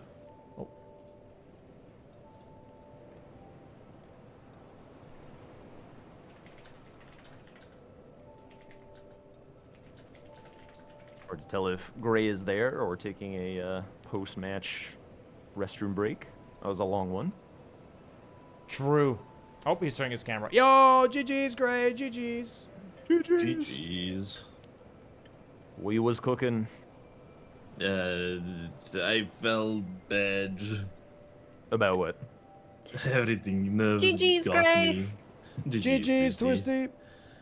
Oh, the nerves, right? Nerves fried me, dude. Like, Oh, I know. I was Man, shaking. after everyone first. was on edge today. Like you guys were nervous. My first commentary gig, so I'm nervous. Dom's freaking out about the software going all ape. Yeah. I also my PC Understandable. crashed, so that was great too. Yeah. Yeah. I have game 1 up here if you guys want to go under the matches Discord chat. Yeah, Yep. the Okay. games there. I mean, first off, great matches from both of you guys. Great calls from both of you guys. What was the biggest hurdle you think for game 1 for you guys when it came to the board and everything? What was like the biggest concern? Who's starting? Gray, if you want to start, go ahead. Okay. I thought that, genuinely speaking, the precipice and tunnel play was the strongest one, but I still wanted to go for something that is kind of setting my weapon at the same time in terms of I will have enough money to wield my weapon immediately, so I can do row 5. I did get snipe on it, but genuinely timing on when to upgrade, I think it was pivotal in this one. Yeah. Yeah, you Yeah. guys both did a good job getting upgraded in a timely manner, so there wasn't like a huge difference as far as that was concerned, which is great to see. It's kind of tough to see some of the base games where one person is just way ahead on upgrades and then also puts on a lot of pressure, and the opponent can't find the time to catch back up on both the board and on upgrades. So nicely done from both of you. Yeah.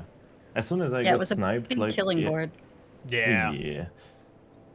As soon as I got sniped, I kind of said, like, you know, it's good, but I need to get my weapon online for later things, you know. What about for So you, you- Twisty? Well, so I kind of saw the same thing. I wish I'd done it a little bit differently. The O'Neill snipe was tough. He walked out of my first baboosh, and I mixed up my tunnels. I wanted to do Magma Worm first, and then I fully forgot. Because that, I think, was going to be my second, or one of my tunnels, the one in Caelid. And I thought that was going to be really strong. In general, you know, the other thing I kind of wish I'd done a little differently is because tunnels, and I'd gone for that, you can really get a lot of upgrading out of that. And I just kind of rushed the upgrade to not fall behind, I think, where it could have been a little more synergistic. I think possibly. I don't know. You both kind of upgraded at the same time exactly. To be honest, where both you Twisted Yeah. were at Somber 9 and then Gray was at Somber 10. He did go the little extra mile there for the Somber 10 in Halictree, but you both pretty much upgraded to max at the same exact time. And then after that was just more or less like what you guys wanted to go for on the board, which was like the most critical in that moment for both of you guys. Were there any lines though that you guys really liked that you wanted to go for? I liked the bottom row until I got sniped first thing on it. Yeah. Oh, wait, O'Neill was snipe? Oh, That's yeah. news to us too. Oh. The visual was down at the time. We had no idea. Oh, really? Yeah. Oh my god, he had like 1 HP and Oh he my didn't God. get babooshed. I missed quite a few In the babooshes last as one, well. Yeah. It was, I didn't even miss any. It was that Oh, one. really? Oh my god. Yeah. But you That's sniped me on Just a NPC, trick. friendly NPCs as well. Yeah. I had 2 of them dead. I was on the way towards Yura. There were a lot of. That's what I snipes in the figured. game. Yeah, you Yes. sniped me on tunnels and precipices as well after that. He sniped me on, I think, 4 squares. Oh my god. It did 3 or 4. The Which ones? Mostly it was my fault though. I got a little greedy with the putrid avatar in Consecrated, and I stayed there a little too long, dying. So you got that on That me one is while I tough, was but at that the one is third quite one, good for 30 arcane though. That one would which have is been really good for exactly 30. why I Yeah, went yeah, yeah. there. I wanted thought that about into it. 30 arcane. Yeah, I did thought about You got me on it, but incants. yeah, okay. Yeah, so you didn't go that one Yeah. for Erdtrees? No, actually, when I was going Magma Worm, I went out of my way to get Rot View Balcony so I can do the one in front of Watchdog Duo. Yeah. That was my third one, and one in Vaping Vanilla. Yeah. Yep. I got a little too greedy with it. I said one more try, like, held up a finger. I was like, one more try, and then I gave it one more after that, and that's what lost me at. It would have Stick been to an the one amazing more. good call, though, to be honest. Like, that was, like, Yeah. I think if that would just be, like, a first try execution on that Erdtree avatar in Consecrated, that would have been a big shift, because I do think that square changed a lot of It how was that board was important. played. It was important. Yeah. Yeah. Oh, For yeah. both That was column 5 huge. and row 4. Yeah. The other thing is, like, you actually pivoted out at kind of the right time. Like, given the incidents that was happening, you pivoted out in, like, just enough time to be able to get the one in Liurnia, but had a bit of skip troubles, and Gray was able to I get know. it. Oh my god, that It was- statue is slippery as fuck. Yeah, that statue's crazy sometimes. But yeah, I think you, like, did a really nice job, like, pivoting around with your prio and, like, responding to what Gray had marked, and not, like, just, you know, kind of mindlessly closing out on the square that you were working on. Like, you knew he wasn't working on something, you pivoted somewhere else, got a bit of progress, came back and finished it Yep. before too much time had elapsed. Just really, really nice bingo fundamentals. Yeah. Just gotta get that technique up. I It'll felt come. It'll come for more sure. than threatened in both games, so you are more than formidable foe in general, you know. That's good. I did learn you don't like to finish your lines. I did learn that. On this one, so I had a pleasure pushing you into things. But, I think A it little depends bit. on the final square for Gray. Like, if it's a big, nasty boss or something, he's not gonna go do it. But, like, we like saw him, Rykard in Yep. this case. yeah, we saw him bingo Gustav last week, so Exactly. I wouldn't See- count him out. I did see the double on Rykard, and you still had, I think, 2 squares left at that point. So I was like, oh, maybe he Still will go for knocking Rykard. And I towards it, started you making know. progress. Yeah. And then you marked Miriam, and I went, nope, he's going for fast squares. Fuck. Basically, went for Miriam, it was to block row 1, because at that point I didn't have incants, and I wanted just to block all things. That's why I went Miriam into Vike, just to block all bingos, basically. Or was that But- before? Sorry, I might have mixed it up. Could be. I might have meant But, I don't incants. know. In general, like this, like obviously I won by bingo the last week, but in this one just didn't felt like worth commitment to go for. Because let's say if I go for Rykard and I get sniped, I'm wasting more than 5 minutes on that, and that is putting me even more behind. But at the point in time, pushing you left and right, like I knew that he was ahead on 3 bosses, but I still pushed it into it. It will still take some time that I can do other stuff, you know. That was main logic behind it. I did like the play from you, though, TwistieT, where, like, you worked on 2 Erdtree bosses, Erdtree avatars, and then you did Tree Sentinel Duo first. And I thought that was kind of like actually a really cool sneaky play, because you're kind of like faking out or kind of misdirecting Gray into thinking that you're working on duo trio bosses, when in reality you already have progression on Erdtree avatars. So I just thought that was a really nice idea, you know. That's exactly the plan. I think because he marked something. That I'm was trying to scroll awesome back up plan, and by see the which way. one. I like you got me there. I was not thinking of that, you know. Yeah, I think you did Magnus, and then I pivoted, and you got Godskin Apostle while I was fighting them, or something. He's a bitch. Somewhere around there. Magnus smacked me with his hammer, you know, like just did Savage like Lion's Claw into straight to my head, and I one shot it. Dom cursed you right then. It was perfect. Okay. I feel a bit better. If He Dom then was- tried in game 2 and it didn't work. So Yeah. More actively in game 2. Speaking of game 2, let's go ahead and we'll check that one out too here real quick. Game 2, very intense, but also a bit of a game of chicken, I want to say here, with this Egon's Furled Thinker center square. What was up with that between the two of you? You both kind of really avoided that with all your power. Why was that? Was that a thing of like you were just worried that if you committed too much time to it that you would lose out on something else? Or what exactly was the big issue with this center square for you? Gray, if you want to start first. That's basically it. You summed it up quite correctly. Like I know how long that fight can be and how trolly it can be. As well, I didn't want to make too many extra TPs back to Kale. Usually, when I'm fighting them, I like to have at least a ritual shield to survive the flame attacks if it doubles up. That's basically it. I didn't want to waste too much time on it and then to be punished for it, you know? Yeah, that's fair. What about you, Twisty?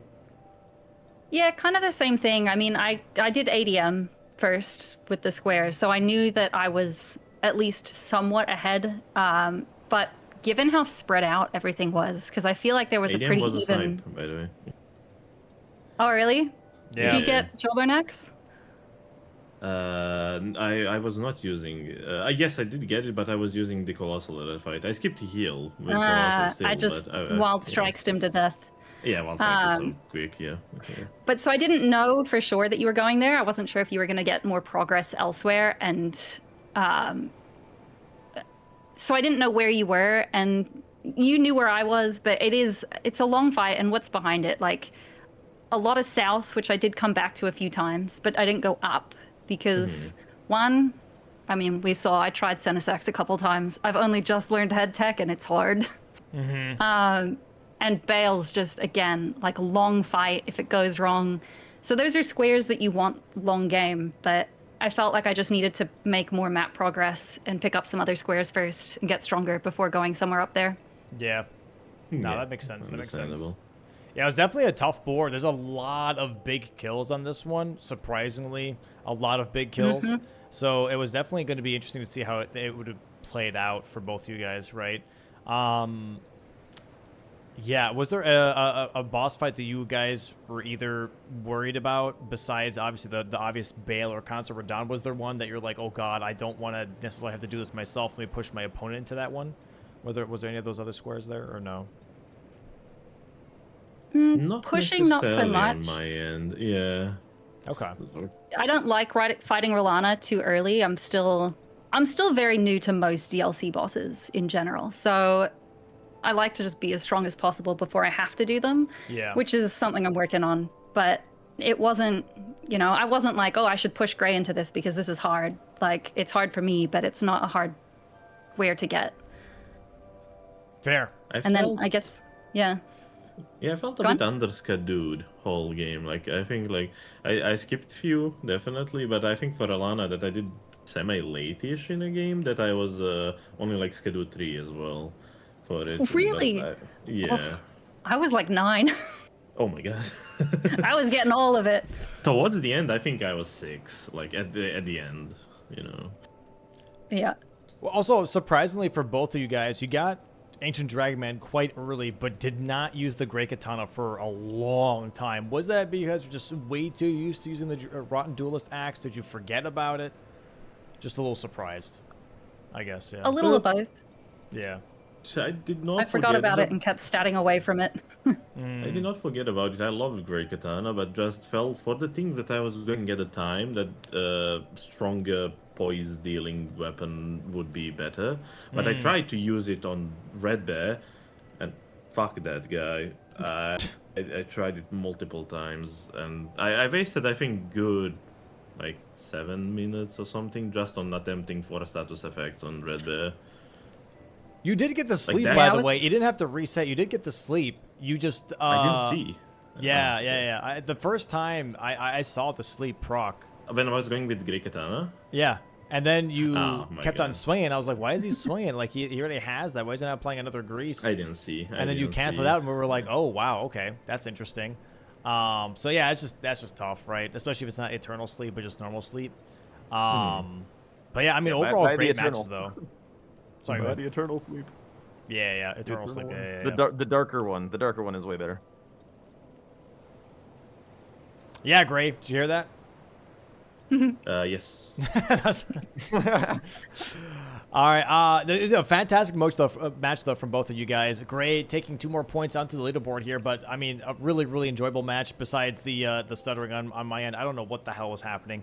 Appreciate you guys playing today. You guys have matches, I believe, next week lined up as well. So best of luck to you guys next week as well. Thank you so much for playing, and hope you guys have a good rest of your Saturday/Sunday. All right. Thank you.